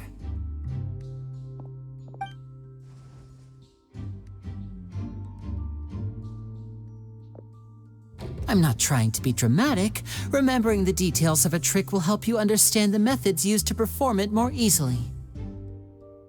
Huh. Weren't there balloons and other decorations here? Where did all that go? Ah, good eye. That said, you're still far from discovering the answer. The back? You mean the inside of the door? What's different about it? Paimon didn't notice anything. Very good indeed. I thought you might not be able to catch that, given that you were sitting in the first row. The back of this door was patterned. Those patterns are now gone, replaced by a smooth wooden board. So, if you put 2 and 2 together, what do you get? Exactly. All right, let's go. I'll tell you how it works as we head down.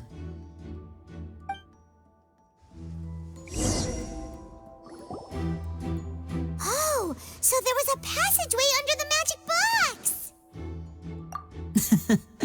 I knew you'd figure out most of it as soon as you saw this place. The 2 magic boxes are positioned right above the 2 entrances of the tunnel. See this flatbed trolley? The box with the lucky audience member in it would be shuttled over to the other side using the trolley. This trolley can raise and lower and even rotate, ensuring that the box will face in the right direction. I see. So that's the purpose of the box inside another box. Precisely. The inner box would descend after the audience member was put inside and be moved along the trolley, all while the outer box would remain on stage as if nothing had ever changed. So that's how you did it! Once the box was lowered, the trolley would store some energy through this device here, with which it would complete the rest of the steps. The audience member would only be able to feel some slight movements in the dark, and by the time she walked out, she would already be back on stage. Right! You were talking that whole time, and you even came out for a moment near the end! Ah, yes. A phonograph operated by Lynette was used to achieve that effect. My assistant and I had already scripted our conversation beforehand. When the countdown began, I had already gone to the opposite box via a tunnel using that ladder. And what about Lynette? Where was she? I was in the mezzanine space in the back of the box. Oh, interesting! That's how we were able to coordinate Linny's lines with the assistant. And, by the way, I was the one who walked out of the box at the end. I mean, we are twins. All it takes is a change of clothes and no one can tell who's who. And that's my favorite part of this trick. Only Lynette and I can perform it. So that's how it all worked! Wow, every detail you revealed was more amazing than the last! Lynette would briefly walk out of the box and then go back in, jumping into the tunnel and escaping before the box on the trolley could finish ascending. And then I walk out of the other box in the audience area, and the trick would be complete. The operative word here being would. But as you saw, Cal was in the box, not our audience member. She, on the other hand, mysteriously vanished. We really don't know how that happened. If not for that interlude, this would have been an astonishing trick. I probably never would have figured out how you pulled it off. And yet, to think that someone was able to use this magic trick to commit a crime. Could we have a look around? I think we can come up with some more leads. This is the scene of the crime, so Linny and Lynette are not permitted to stay here. I'll escort them back up. Yes, of course. No need to be so strict now. I won't disappear into thin air, you know. Thanks, everyone. We're counting on you.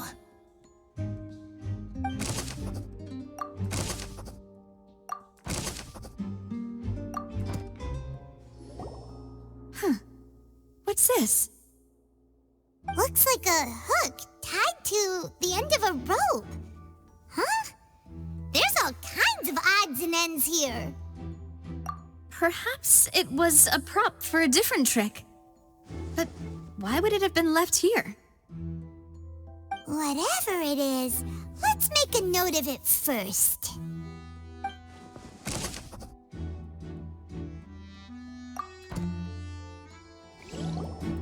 The floor is wet. Please be careful not to slip. Speaking of which, why would there be water here? Oh, Paimon knows! It's one of those tricks where you pour water into a jug and then flip the jug over only for the water to disappear? And here's a broken vase. Huh. Did the trolley knock it down while moving? That can't be. The trolley moves along tracks from start to finish. It couldn't have hit the vase at this distance. Let's note this down too and think about it later.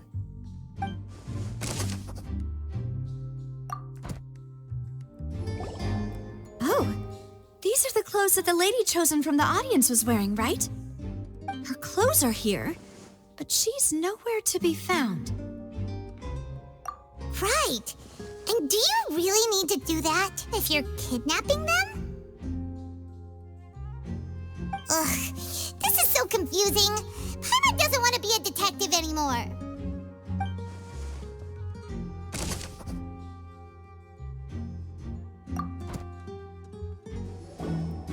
What is this place?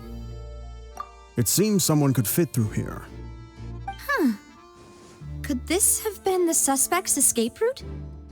Alone, perhaps. But if they had to pull another person with them, the space would be too narrow.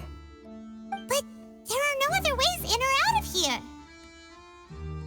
Oh, you're right! Let Paimon write that down.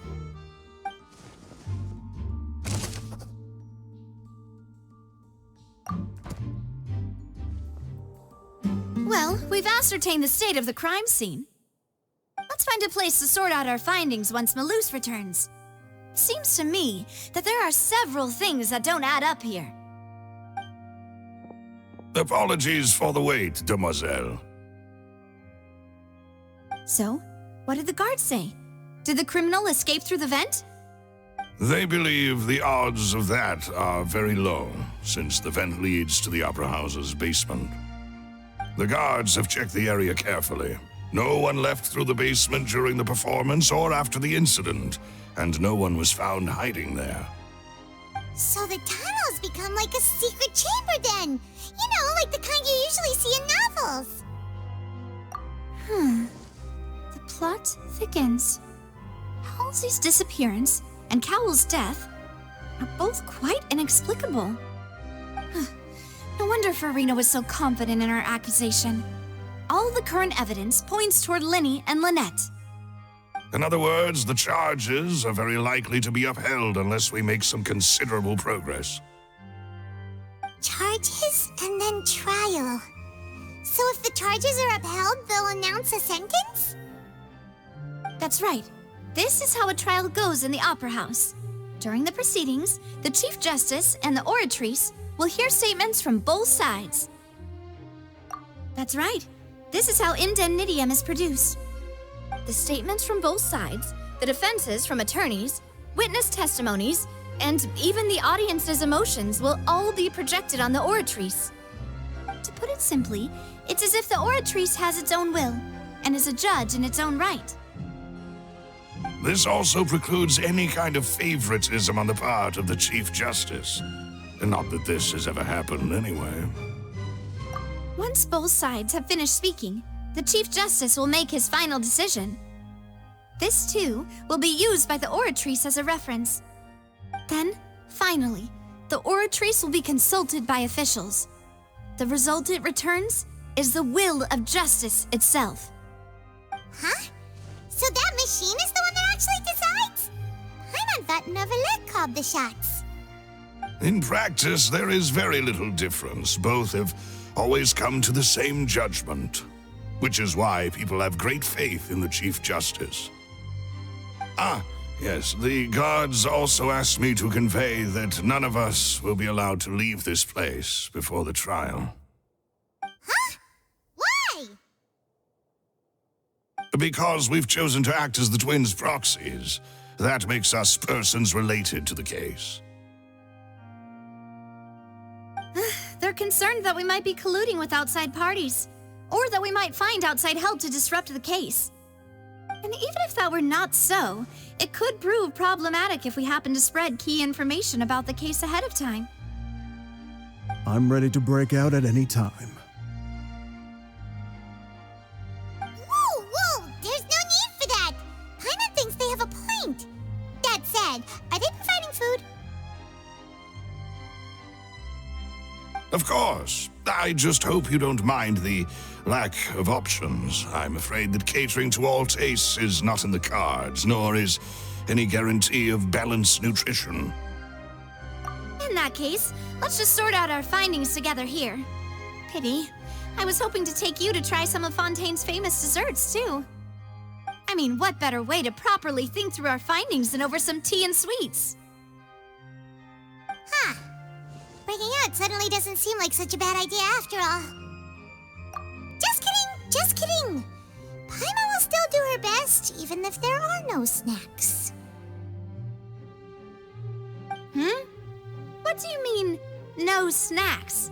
Of course we'll have snacks. If we cannot buy some, then we'll simply make some. Huh? Here? But how? Understood, demoiselle. Everyone, please come with me.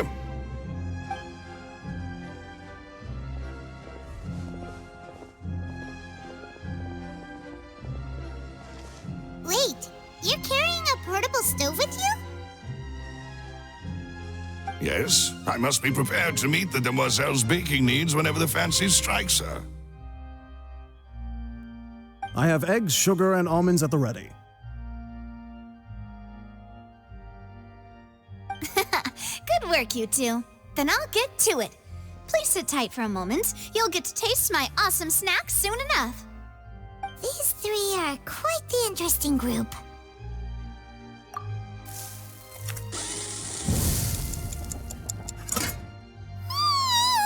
And Paimon thought it smelled good while it was still in the oven. Oh, it's even better now. Paimon can't stop drooling.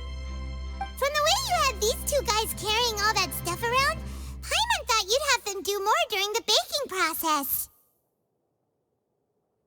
But you ended up doing the entire thing by yourself.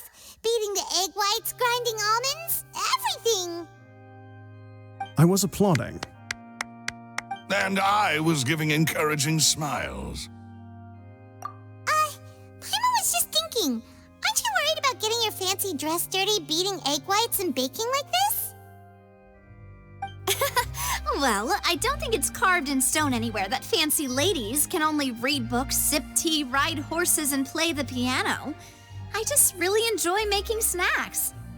Don't underestimate beating egg whites, by the way. It's a real arm workout. You also need to beat them to just the right consistency, or your macarons will crack. Anyway, give these a try, fresh out of the oven. There's 3 for each of us. Only 3? Well, eating too many sweet treats might send all that sugar to your head. You wouldn't be able to think clearly about the case on a sugar rush, would you? Tea is ready to be served as well. This is Demoiselle's favorite, strong black tea with a floral fragrance that clears the mind and lifts the spirit. No need for concern. I'm merely doing as I should.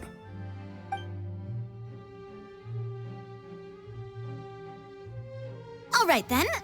Down to business. As Paimon mentioned previously, the tunnel seems to be something of a secret chamber. However, we can assume that Lyney and Lynette were not alone within it. Some criminal also occupied its sealed confines. The magician twins could have committed the crimes, of course, but they lack any logical motive. Exactly! Why would they do such a thing right when everyone was watching? The flower vase and the thud we heard during the performance could indicate some altercation between Halsey and the criminal in the tunnel, resulting in the shattering of the vase, the discarding of her clothes, and her abduction. Perhaps the criminal thought that since she was chosen from the crowd, she would be too easy to identify if she was still wearing the same clothes. Paimon thinks that makes sense, but the real trouble is... True. None of the clues we found thus far support the existence of this third person. But the only people left to consider are both technically victims, whether it's the missing girl, Halsey, or poor Cowell. Huh. Could Halsey have secretly made modifications to the magic props in order to murder Cowell before making her escape? That's right. And even if she had tampered with the setup, she would need to understand the entire trick to pull it off. Nor does she have any motive. The guard said that she has never had any dealings with the Magic Troop's members. Were we not thorough enough in our search?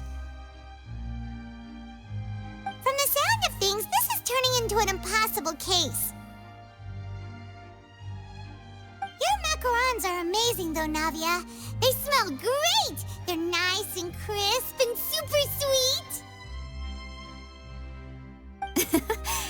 are my specialty after all. And I see you've already had 5 of them. What? 5? Oh, that can't be right. Paimon only counted 3, honest! Please don't worry about it. At my age, a few less sweets might actually be a good thing. No. Being greedy is one thing, but Paimon knows how to count. Besides, Paimon knows that if she ate too many, then others wouldn't have enough. Wait, even you don't believe Paimon? How could you? If Paimon ate those 2 extra macarons, then may they turn into stone in her stomach! All right, we get it. Well, I suppose one of us might have gotten too engrossed in our chat and eaten them by mistake. No big deal. Malus, set up the stove again, if you would. Huh? What are you doing? Making sure everyone gets 3 macarons, of course. Exactly. We don't want to trouble you. As you wish, demoiselle.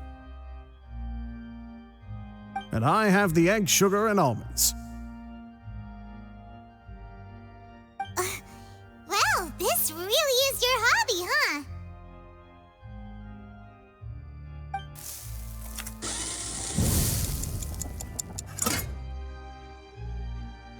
Well, that's it for snack time. I'm going to have another look around the area.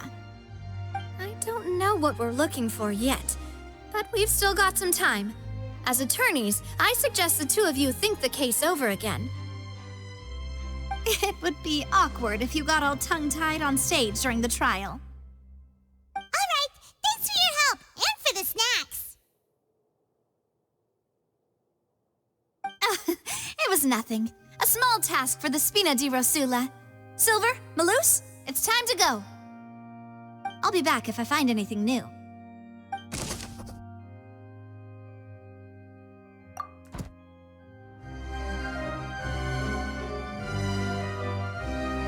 What do we do? The whole situation is so confusing. Good plan. Impossible things don't just happen. We'll get to the truth one way or another. Just relax. Even if everyone else suspects Lenny and Lynette, at least we will be supporting them from the stands. Besides, I doubt Farina understands any more about what happened than we do. Thanks, Navia. Well, we'll be going then. Best of luck to you.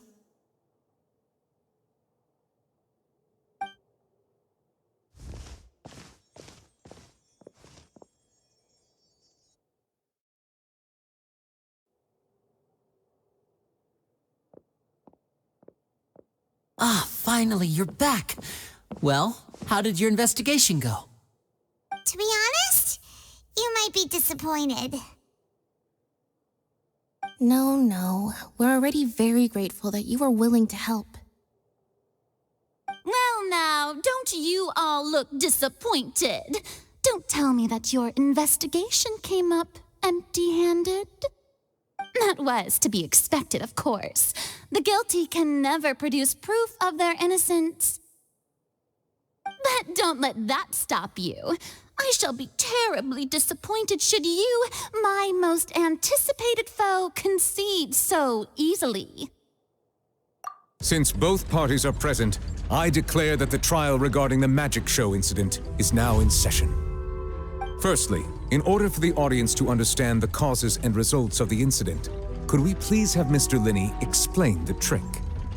Yes, of course. I will explain while Lynette demonstrates on stage. All the necessary items have been prepared.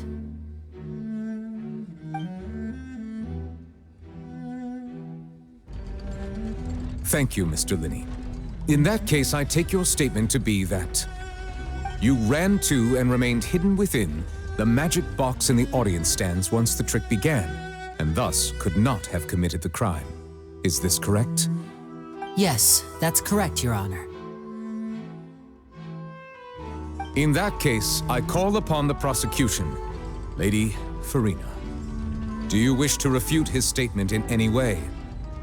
Why, of course I do.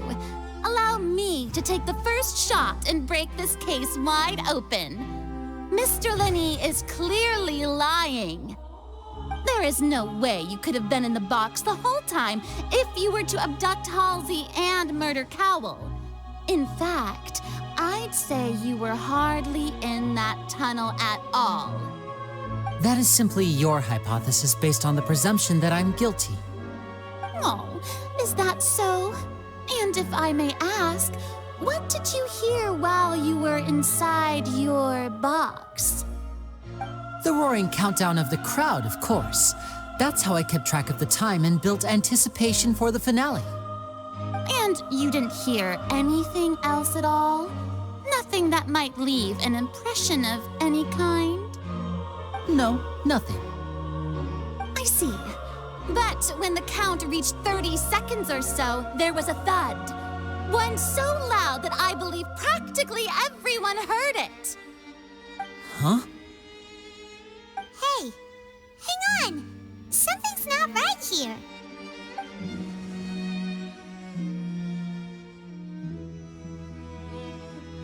Yeah, I'm sure he could have heard a noise that loud from inside the box.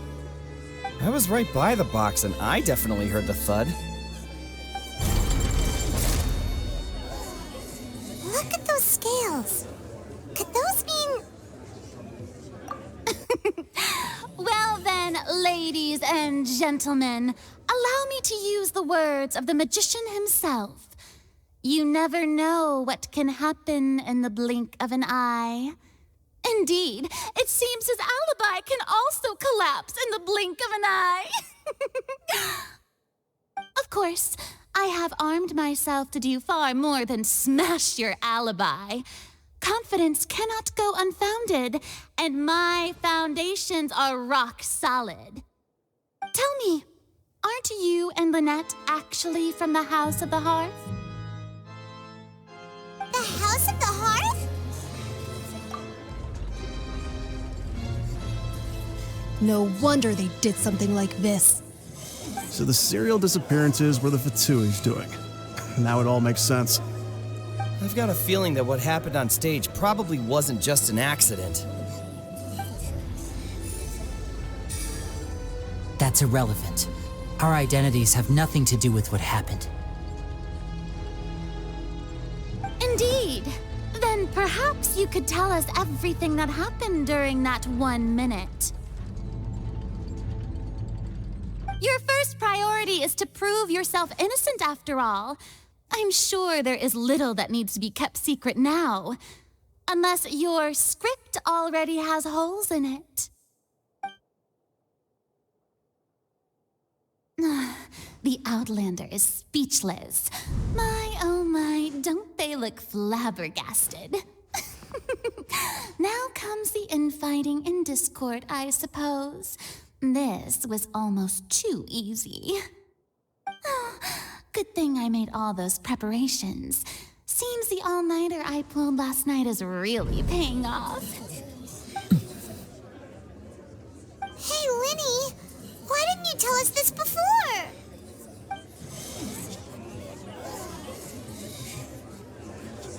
Order! Order! Mr. Linney, allow me to re-establish the facts. Lady Farina has raised 2 points. First, when the thud was heard in the Opera House, you were neither in the box nor the tunnel. Second, you and Ms. Lynette are both members of the House of the Hearth. Are these claims true?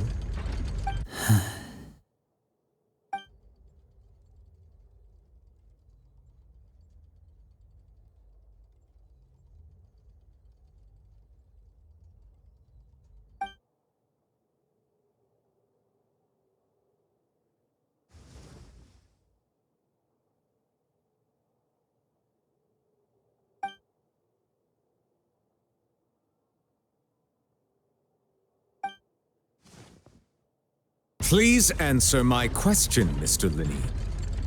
I'm sorry. Yes, they're true, Your Honor.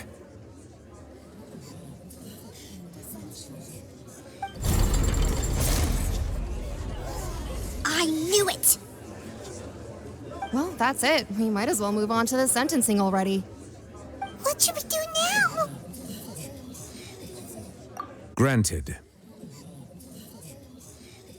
In that case, what is your request? Is that really necessary? They're already as good as guilty.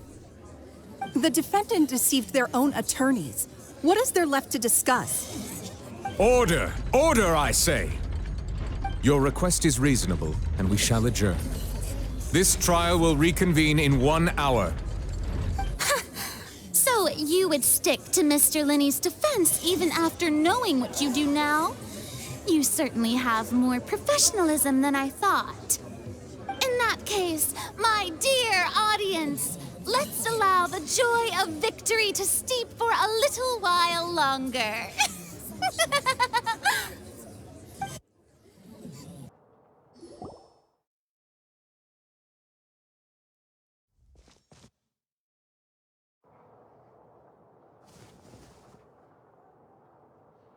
Well, this is awkward. I didn't think the Hydro Archon would dig all that up. I'm sorry, Traveler and Paimon. Yeah, sorry. Paimon doesn't know where to start. We trusted you two. We based our entire reasoning on the assumption that you weren't bad guys. Not to set the wrong tone or anything, but Paimon's really mad! I'm very sorry. I know you're angry, and reasonably so, but please, let me explain. I know you've clashed with the Fatui several times before. I wouldn't be surprised if just hearing the word is enough to make you upset. But our organization is very, very large, and the Harbingers have very different personalities and goals. Right now, we want to save people. As many as we can. That's right. I'm sure we're on the same page when it comes to this nation and the disaster that its people might face. I knew if it weren't for our respective identities, we could become good friends.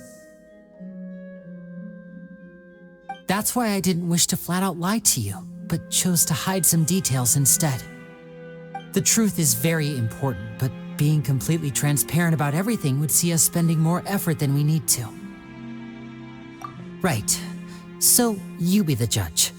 Heck, if I were you, I fear that I'd even struggle to trust me at this point. You met a Fatus who works as a magician, a trickster by trade. All by coincidence, too. But still, I'm asking you to trust me. I am no criminal. At least, not in this case. Sorry. Please forgive us. Well, you both say that, but... Right, let's hear your answer first, and no lies now! Of course. I'll answer any question you ask. We've been trying to find out how the Oratrice operates. We want to know why it has a consciousness. Why can it deliver sentences accurately? During our investigations, we learned that the machine's core is beneath it. From that moment on, Lynette and I have been designing this box swap trick with the objective of getting close to the core. Is that why you needed a whole minute? That's right. In truth, the audience would take about 75 seconds to count down from 60, while I would only need 15 to get to the opposite box. So, after jumping into the tunnel, I accessed the Opera House basement via the vent, and went to investigate the room in which the core is stored. That air vent was created during the construction of the tunnel specifically to execute this step. Well, nothing. As soon as I reached that room and was about to investigate, I heard someone's voice. Which should have been impossible, of course. I was quite certain that I was the only one in the room. That voice seemed to recognize me and tried to speak to me. I chose to err on the side of caution and retreated the way I came. On the way back, I saw the broken vase and the clothes on the ground, but the countdown was almost finished, so there wasn't time to give it any thought. After that, the homicide occurred just as you saw.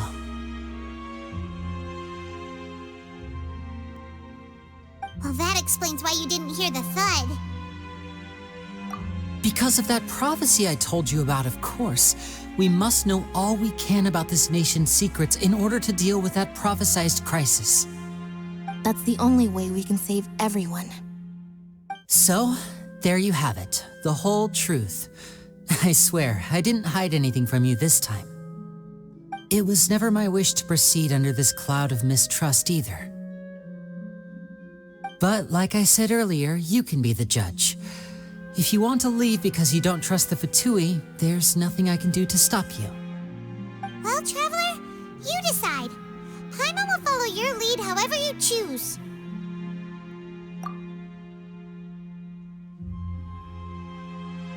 Okay, thank you. Thanks for giving us a chance. The current problem is that the scales are tipped pretty badly against you two. If we want to refute the Hydro Archon's accusations, we're gonna need a seriously watertight defense. Huh? Oh, Paimon thinks she gets what you mean.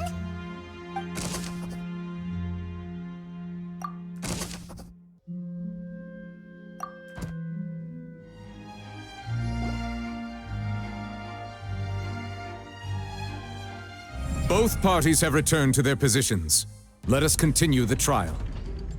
When last we left off, Mr. Linney acknowledged the new evidence presented by Lady Farina as fact. Therefore, Lady Farina may continue stating her reconstruction of the events. That took long enough. Now then, if everyone would lend me their attention. At this stage, let's revisit that scene from Linney's perspective.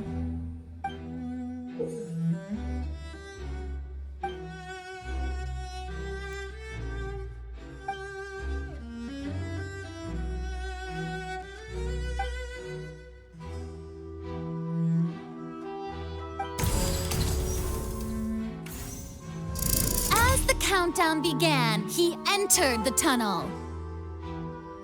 When the flatbed trolley passed, he opened the box and got into an altercation with Halsey, which caused the loud thud.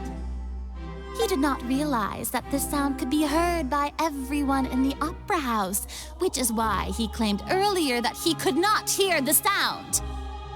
Finally, he used the vase to knock her out, before making her change clothes to prevent others from recognizing her.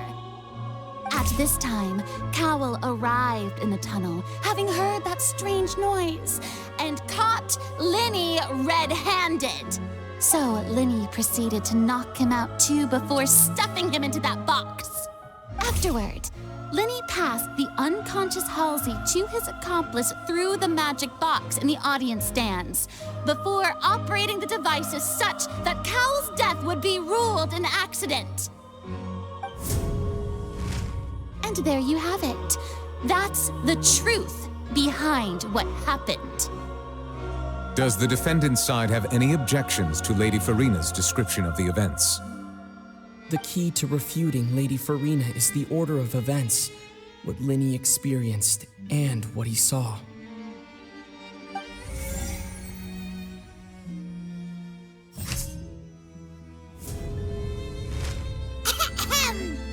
Attention! Ace Detective Paimon has something to say! When the countdown started, Linney did indeed go into the tunnel. But he immediately used a vent to access the Opera House basement, which is where the underground core of the Oratrice is stored. Once he reached that area, he heard a voice in what should have been an empty room. Since he felt something was amiss, he returned immediately.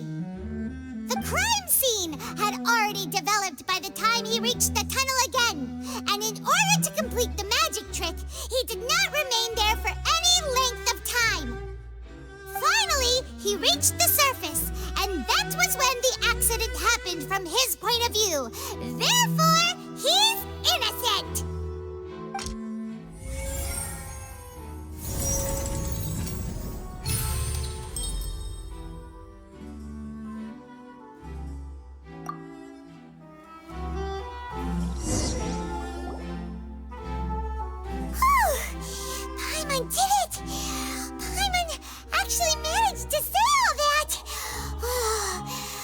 Wasn't it awesome? In other words, you believe that he knew nothing of the incident? That's right! My reasoning? If that's the case, then if Cowell hadn't entered the tunnel, who was the entire setup meant to kill? Assuming that what you say is true, Linny only needed to kidnap the young girl to cause a new disappearance case. What would the point of killing someone on stage be? Oh, they have a point. That's right, you tell him! And that's why they're partners of mine. They've managed to turn things around. Oh, well, your denial is very strident, I'll give you that. But what proof do you have to back your claims? Of course I do. If he had been in the magic box the whole time, how could he have not heard that sound? Why do you ask? You're saying that he wasn't.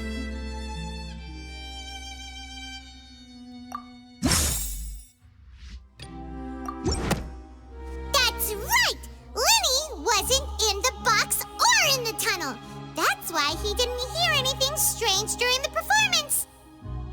This means that when the crime happened, Linny had already entered the basement via the vent.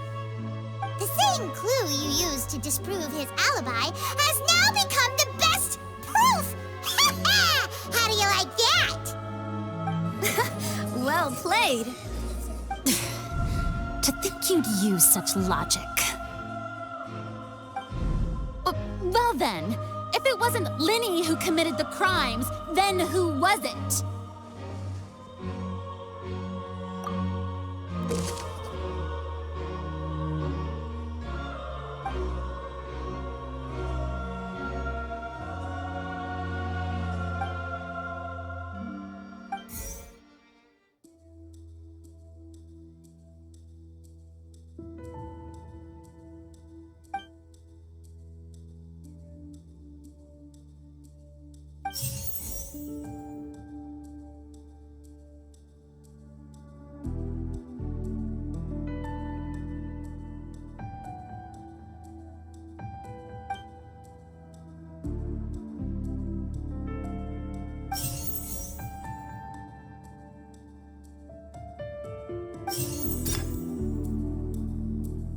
The deceased's name is Cowell, Linny's assistant. He would have been able to tamper with the equipment. Halsey is the missing person and an ordinary audience member. Or did she have her own scheme all along? Could there have been a third person involved? Is that really a possibility? The deceased's name is Cowell.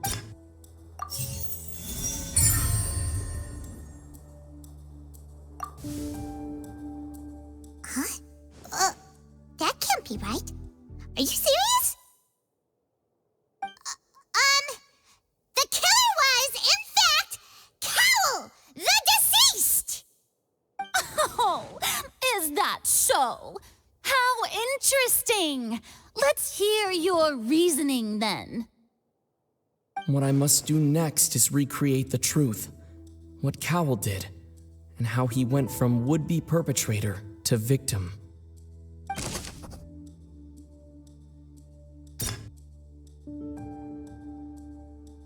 No one entered or left the Opera House through its entrances, so where would the criminal have wanted to take Halsey? The deceased's name is Cowell, Linny's assistant.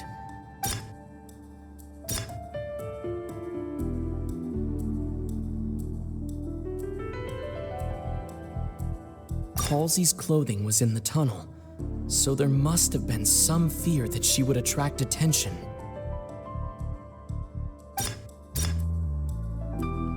The sound we heard may have come from a clash between the missing Halsey and the criminal.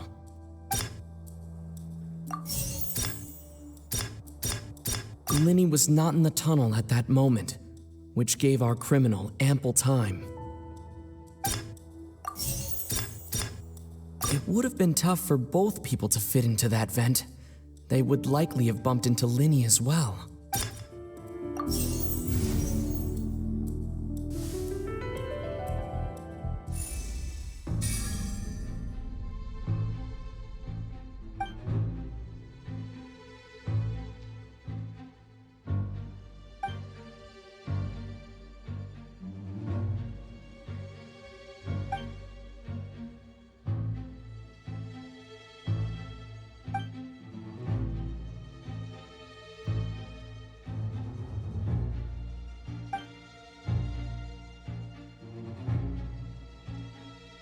What's wrong, Traveler? Are you still having trouble figuring things out?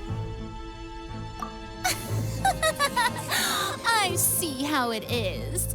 So this was all just a bluff. And here I thought you had something to show for it. But it seems you're still far from the truth. Look, since we're at a dead end, why not consider a different track? Just like the trick as it transpired, the end result must have been utterly different from the magician's initial design. If only we knew how Halsey disappeared.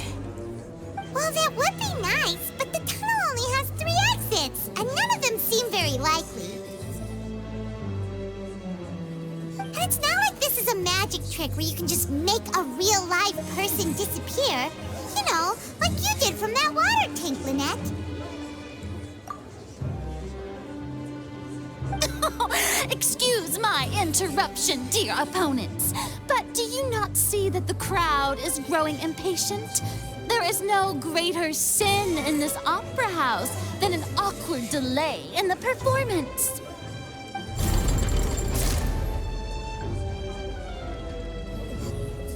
If the defense is unable to make further effective arguments, we will move on to the next stage of the trial.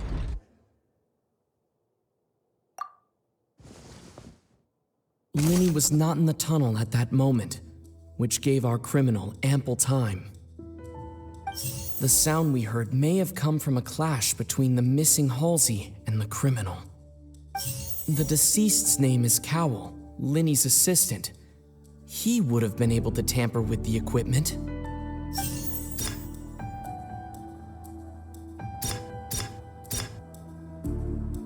The vase was not broken by chance.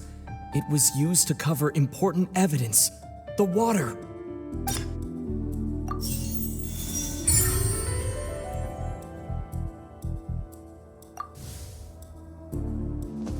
Oh, Paimon gets it! It all comes together if Halsey disappeared instead of being kidnapped. Lynette escaped from the water tank, vanishing gradually and leaving only clothes behind. There's a similar method where a person could be transformed into water. Oh, just a moment, please. I do hope you know how preposterous you sound at the moment.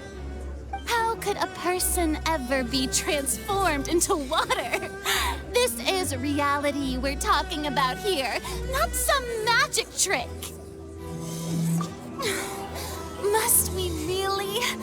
I should think that of anyone. Your friend Linny already knows this truth very well. Magic tricks are ultimately just illusions and misdirection. But Halsey's disappearance is very real. We're talking about 2 completely different things. Even so, I trust the Traveler's judgment. The truth must be out there somewhere. Perhaps some new line of reasoning may open if we try to gather all the focal points that don't make sense. Since Cal was the deceased, we haven't placed much attention on him. But given that we aren't making much progress with the case, it wouldn't hurt to have a look at his belongings, would it? People really do come up with all sorts of harebrained schemes when at the end of their rope. The way I see it, your suggestion that we broaden the scope of our investigation is nothing but a tactic for stalling the trial. Nevertheless, I believe that this is a reasonable request on the part of an attorney. Since the trial does indeed appear to be at an impasse, I believe that additional evidence may help us make more progress. Guards, please step into the lounge and examine the personal effects of the deceased, Cowell.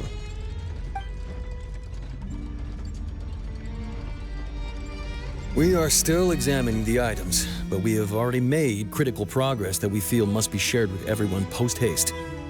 We discovered several test tubes of fluid within Cowell's baggage, each labeled separately. The notebook in his backpack claims that these fluids are water from the primordial sea. The primordial sea? The note's contents also indicate that Cowell belonged to an organization that sells illegal drugs and that he had an accomplice. The notebook has many entries concerning safe usage of these fluids, in which the keyword dissolve appears many times. One of these tubes was labeled Opera Epiclese, along with yesterday's date. It is empty. The notes also state that these dissolution properties work exclusively on people from Fontaine. It's likely that Halsey was chosen as some sort of test subject. As such, we believe that the defense's hypothesis is, in fact, supported by sufficient evidence. You've got to be kidding! People dissolving into water? Could something so ridiculous actually be true? Wait a moment. This reminds me of a certain prophecy, but it's just a coincidence, isn't it? Huh. If people can become water, does that mean that the water tank's real use was as a means to hide water stains? And if Cowell was targeting that girl... Wait just a minute. Could that mean... You two, with me, quick! Demoiselle, wait! What about your partners? Let's go. Just trust me. Order! Order! It is undeniable that further examination of the deceased's personal effects has yielded some surprising results, but we cannot yet verify the veracity of these clues. Still, let us assume that these clues are indeed authentic, albeit with the understanding that Ms. Halsey has yet to be found. Guards, please continue examining the items along these lines. Mr. Linney, it appears your hypothesis is supported by the evidence, so please continue speaking. Of course. Thank you, Your Honor. If we uphold this hypothesis, I believe that many of this case's seemingly unrelated clues can be connected together. Right! Like the metal hook! That one didn't make sense at all. Let's think about this. Cowell's methods must have something to do with that water from the primordial sea.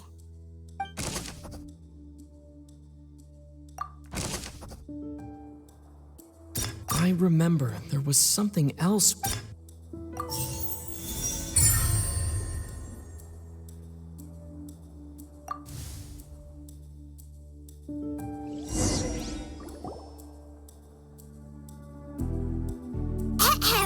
It's Ace Detective Paimon's time to shine again! In the original plan, Cowell would tamper with the water tank rope and the number selector securing his target. When the magic box containing Halsey was lowered, the metal hook would retract gradually and pierce the balloon at the top of the box. When the balloon attached to the box popped, the water from the primordial seed inside it would pour down and dissolve Halsey. Afterward, Cowell would enter the tunnel and break the flower vase to conceal the water inside the tunnel, with the remaining evidence being covered up by the water tank on stage. But he encountered something unexpected in the tunnel and wound up being fatally hit by the same water tank he meant to use to cover his tracks. Huh. That does make sense. That actually links together a lot of the more confusing pieces of evidence.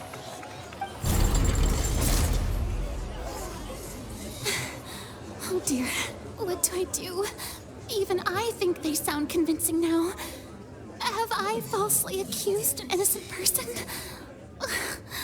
What a humiliation. Now, It seems like the only point of contention remaining is the exact circumstances that led to Cal's death. His notes mentioned he had an accomplice who could be related to the situation. On that note, the guards have just contacted me indicating that they uncovered new evidence. I shall now invite him on stage to share it with us. Thank you, Your Honor. We were just inspecting the luggage of the other people involved in this case. And we found an identical sample of the water from the primordial sea among Linny's personal effects. What? That can't be. Oh, I see. Well, how wonderfully comedic to have your own counterattack only to come back and wound you. Does this not clear all doubt? My dear citizens, my loyal audience, allow me to present my reasoning and bring this performance to a swift close. Linny did not need to take part in the dissolution of the young woman at all. Indeed, he did leave the scene via the vent. Having made modifications to the props beforehand, his accomplice Cowl then caused Halsey to vanish using the water from the primordial sea. But upon his return, in cruel avarice, Linny desired sole credit and prepared to do away with his partner in crime. Ultimately, he knocked Cowl out, and the tool meant to cover the crime up also became a murder weapon. Now, as much as I regret having come to such a viciously straightforward conclusion, it does seem that the famed Fatui is quite the cold-blooded and ruthless organization. Am I right, Mr. Linny? We've used up all the evidence we collected. There's no way for us to make a rebuttal here. Is this the end of the road?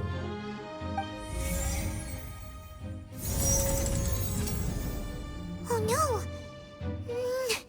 Paimon can't think of anything either. It doesn't look like there's any way around this. Seems using the water as new evidence was too good a move. Oh, why did this have to happen now? I think we've all seen enough now, and we have ample witnesses to my flawless reasoning.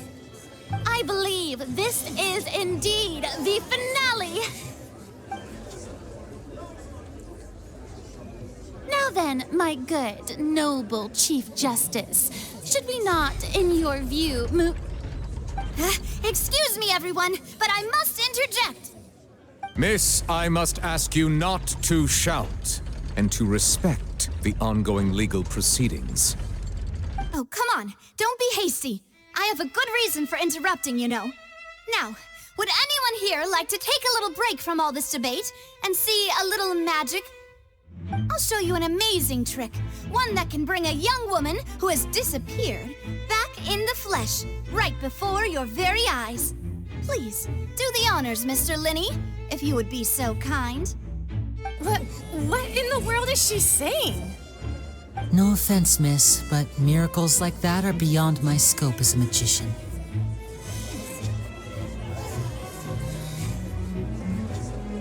Come on now, don't be silly. Magic is all about misdirection, isn't it? It often conceals the truth while presenting a fascinating illusion. But once everyone believes the illusion, can't magic reveal the truth to them once again? And wouldn't such a trick be the most marvelous finale to today's performance?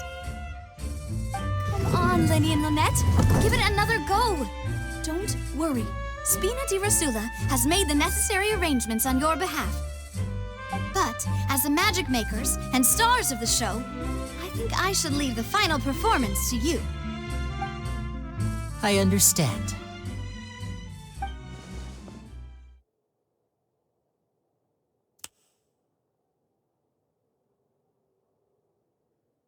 And voila!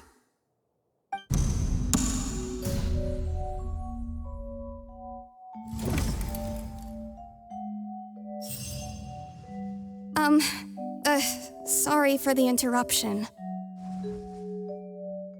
Wait, isn't that Halsey? So the whole thing about people dissolving wasn't true after all? To be clear, I'm only here because this person told me that if I testified, the merit of doing so would lessen my sentence. I was hiding outside this room listening to the proceedings because I was afraid that I would be the one put on trial. I was just feeling happy that no one had noticed me, and then before I knew it, she caught me. That'll teach you to underestimate us three. Where should I begin? I'm sorry. I'm the one who killed Cowl. I admit it. What? Why? Firstly, my name isn't Halsey. It's Lillian, and I'm originally from Mondstadt.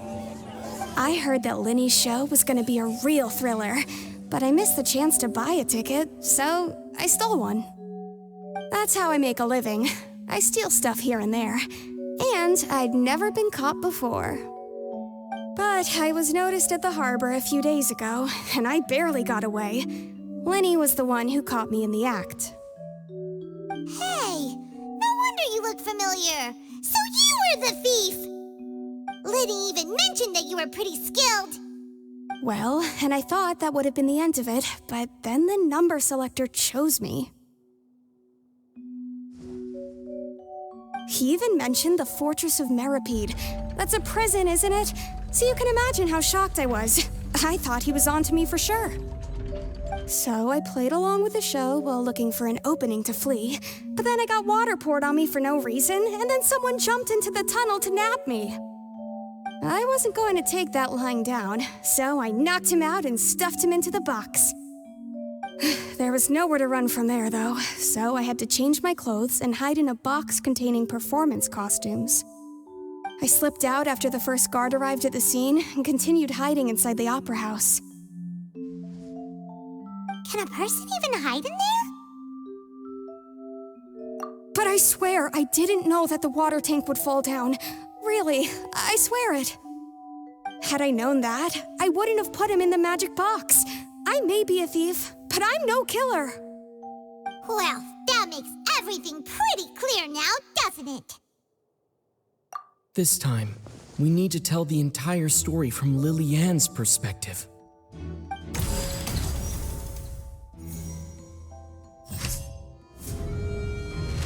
And it's Ace Detective Paimon time! Having been selected out of the blue, Lily-Ann panicked. Her panic only intensified after she entered the tunnel and had water poured on her head. So she kicked the door open, producing the thud we all heard. Hearing the commotion, Cowl leapt into the tunnel, only to discover that Lily-Ann had not dissolved. He did not know that Lily-Ann was not from Fontaine, but was a thief who made her way in by stealing a ticket. Mistakenly believing that the water from the primordial sea needed time to take effect, he tried to force Lily-Ann back into the box.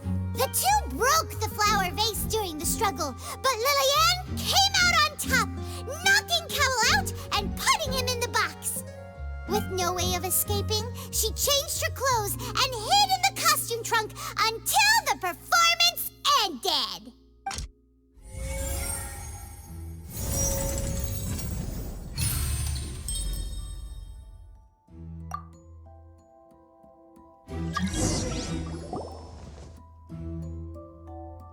She knew that she would have to go through guard inspection if she tried to leave afterward.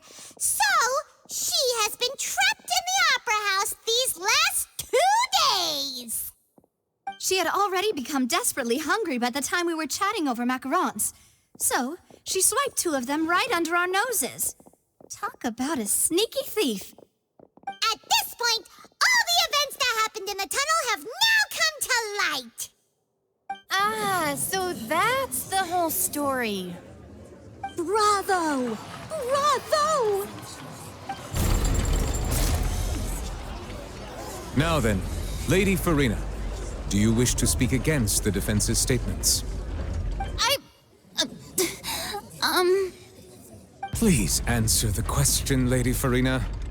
Also, if I may add, the trial has not yet ended. As such, I request that the prosecution not leave the room before the proceedings have concluded. What? Are you reading my mind now? No, I have no further arguments. I admit defeat. But really, could you at least have left me with some dignity? Wow, look at that! She's like a deflated balloon now. If there are no objections, then as the Chief Justice of Fontaine, I shall once again repeat the full sequence of events. The actual perpetrator of the serial disappearances, Cowell, selected his next victim from the audience reservation list. With some modifications to the selector, he could ensure that the pre-selected young woman would be chosen. To cover up any evidence while committing the deed, Cowell thought of allowing the water tank to fall, which would conceal the water left behind after the young woman was dissolved. He also tampered with the rope suspending the water tank, using the fireworks at the end of the performance to cause the tank to drop and hide the watermarks. He poured the water from the primordial sea into a balloon during the preparation of the magic box and stuck it to the box's lid. Finally, he passed the prepared hook on a rope through the gap in the magic box's door when bringing the young woman to said box. When the magic trick officially began, the box containing the woman was lowered into the tunnel, tightening the hook rope and bursting the balloon containing the water. If all had gone to plan, the young woman would be dissolved at this time. However, Liliane was not from Fontaine and thus fled the box with a loud noise. Realizing that there was trouble, Cowell entered the tunnel and met Liliane. Thinking that the waters had not yet taken effect, he decided to proceed. However, his opponent was more capable than he thought, and he was overcome, knocked unconscious, and placed into the magic box, and thus became his own final victim. Liliane, according to her own statements, then changed clothes and hid until the performance ended, before hiding in other parts of the opera house. As for Linny, he was in the underground structures within the opera house, and was thus ignorant of these happenings. From this reconstruction of events, we can conclude that Linny, the accused, is in fact innocent. While there is much in Linny and Liliane's conduct that should still be investigated separately, this case, at least, can be handed over to the Oratrice to make the final decision.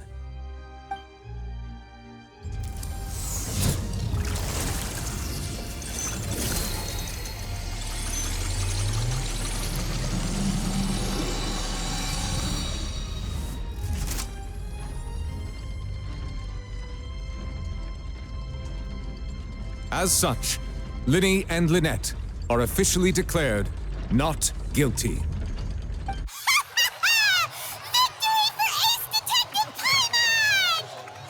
Great work, partners. Thank you all. Thank you so much. Next, I think we deserve an explanation, Guard Vaughn. How did you find the water from the primordial sea in Linny's baggage? Right! Your discovery caused me to make a serious mistake, you know. Or was that not a discovery, but false evidence that you dared to bring before this court? I suspect that the accomplice mentioned in Cowell's notes was not Linny, but you, yes?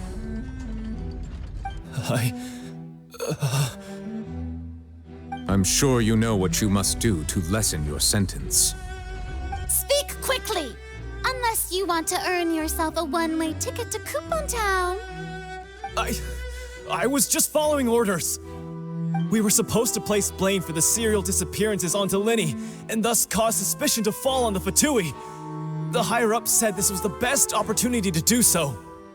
And now that your plan has fallen through, and the secrets of the water have been revealed, you have become a liability to said higher-ups, yes? Therefore, you would be wise to tell everything you know, and seek the protection of the guards. Yes, I'll tell you everything I know. Our boss discovered that the water can cause people to dissolve. It can also be made into a potion, which when extremely diluted, can cause people to experience unforgettable exhilaration. We've been in this business for a while now, and have made decent more off it. The disappearances were also the boss's idea. I mean, this is the boss we're talking about.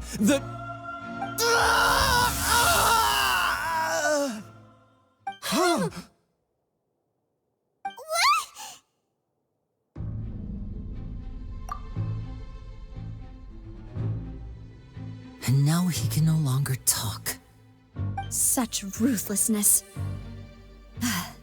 I shouldn't have expected any less of them. An outrageous act. All present, please submit to inspection immediately.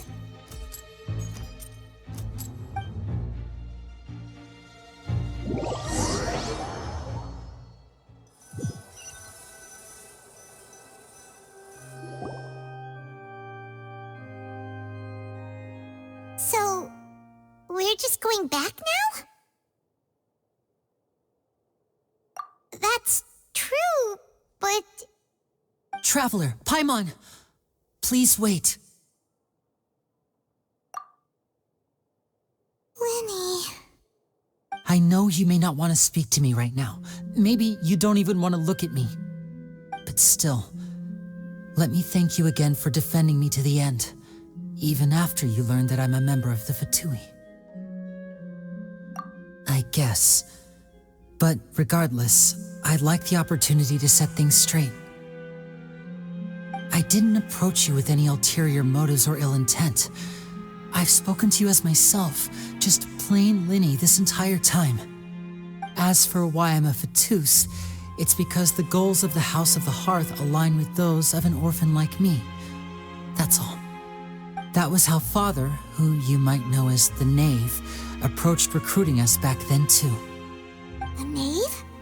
The one who controls the House of the Hearth? She's your father? That's right. And since we're here, I was wondering, would you mind hearing a story? It's about my past. Back when our parents first died, Lynette and I were left wandering the streets. To survive, I took to surreptitiously observing an older street performer who did magic. It took me several days to figure out how he pulled off his amazing tricks. I took my sister through several streets until we found a crowded corner, and we began to perform magic tricks there. To my surprise, we proved to be pretty popular, and we could at least stop worrying about where our next meal would come from for a time. But I didn't want my sister to remain a street rat together with me forever. Before long, an aristocrat came to me and claimed that he wished to take us in after watching my performances. So you went from orphans to nobility just like that? That was how we felt at first too.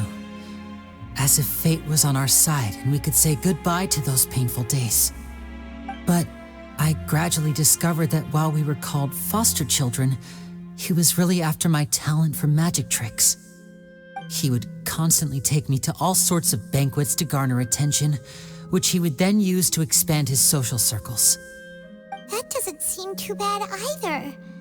Better than roaming the streets at any rate.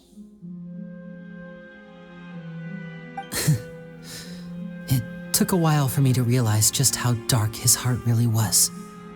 After one particular performance at a banquet, I discovered that Lynette was not on the same return vehicle as me. I waited a long time after we returned home, but she did not come back. I went to that noble's bedroom and asked him about her whereabouts. The answer he gave me was, she caught the eye of the most eminent person at the banquet, so I sent her over as a gift. I mean, you'll be able to perform your magic regardless of who your assistant is, yes? Oh no. So he was gonna... But wouldn't Fontaine's laws deal with such people? As far as outsiders are concerned, this is a relationship akin to adoption or foster care, and they have their ways of escaping the eye of the law. I managed to ferret out the location of the mansion of that so-called eminent person and hurried through the night. But by the time I leaped over the walls, avoided the guards, and made my way in, all I saw was the moonlit ground covered in blood, and the knave standing there in the darkness. So, she'd already taken care of that guy. That's right. She had rescued my sister before she could come to any harm, and had even discovered several girls hidden in a basement, all of them orphans. Father, the knave, might have seen something in me, and so she made me an offer. The House of the Hearth welcomes you, for your interests align with ours. Here, none will ever betray you. Indeed, betrayal shall never be permitted here. I was hesitant to trust her. I had just been betrayed by nobles. But she was also quick to destroy the noble who had taken us in at first, giving us back our freedom. Oh, so that's how the two of you joined the House of the Hearth.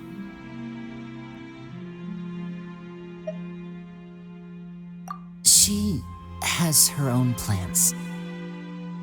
She has gained permission from the Tsaritsa to first use the Gnosis' power once she obtains it. She plans to use it to find a way to break the prophecy and save Fontaine.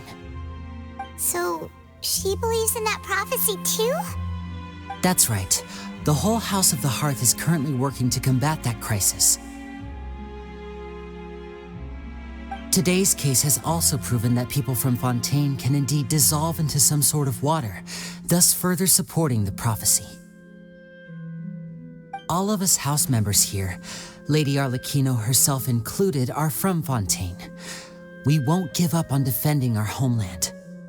To us orphans, the only connection we have left to this world, apart from our family, is our homeland. So, from small deeds like distributing magic pockets to huge schemes like stealing a Gnosis, everything is aimed at dealing with that prophecy. It's all right. I understand. The only thing I can do is relate all this to you. I just hope you can understand that even as a member of the House, I have never stopped making my own decisions, and that I believe what I'm doing is right.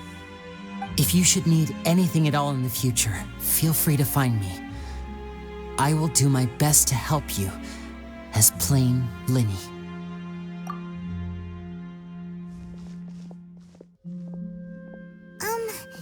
Bye, Linny!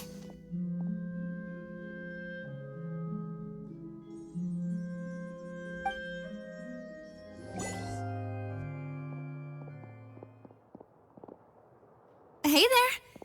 What was with the disappearing act you pulled right as the trial ended? Were you looking for us, Navia?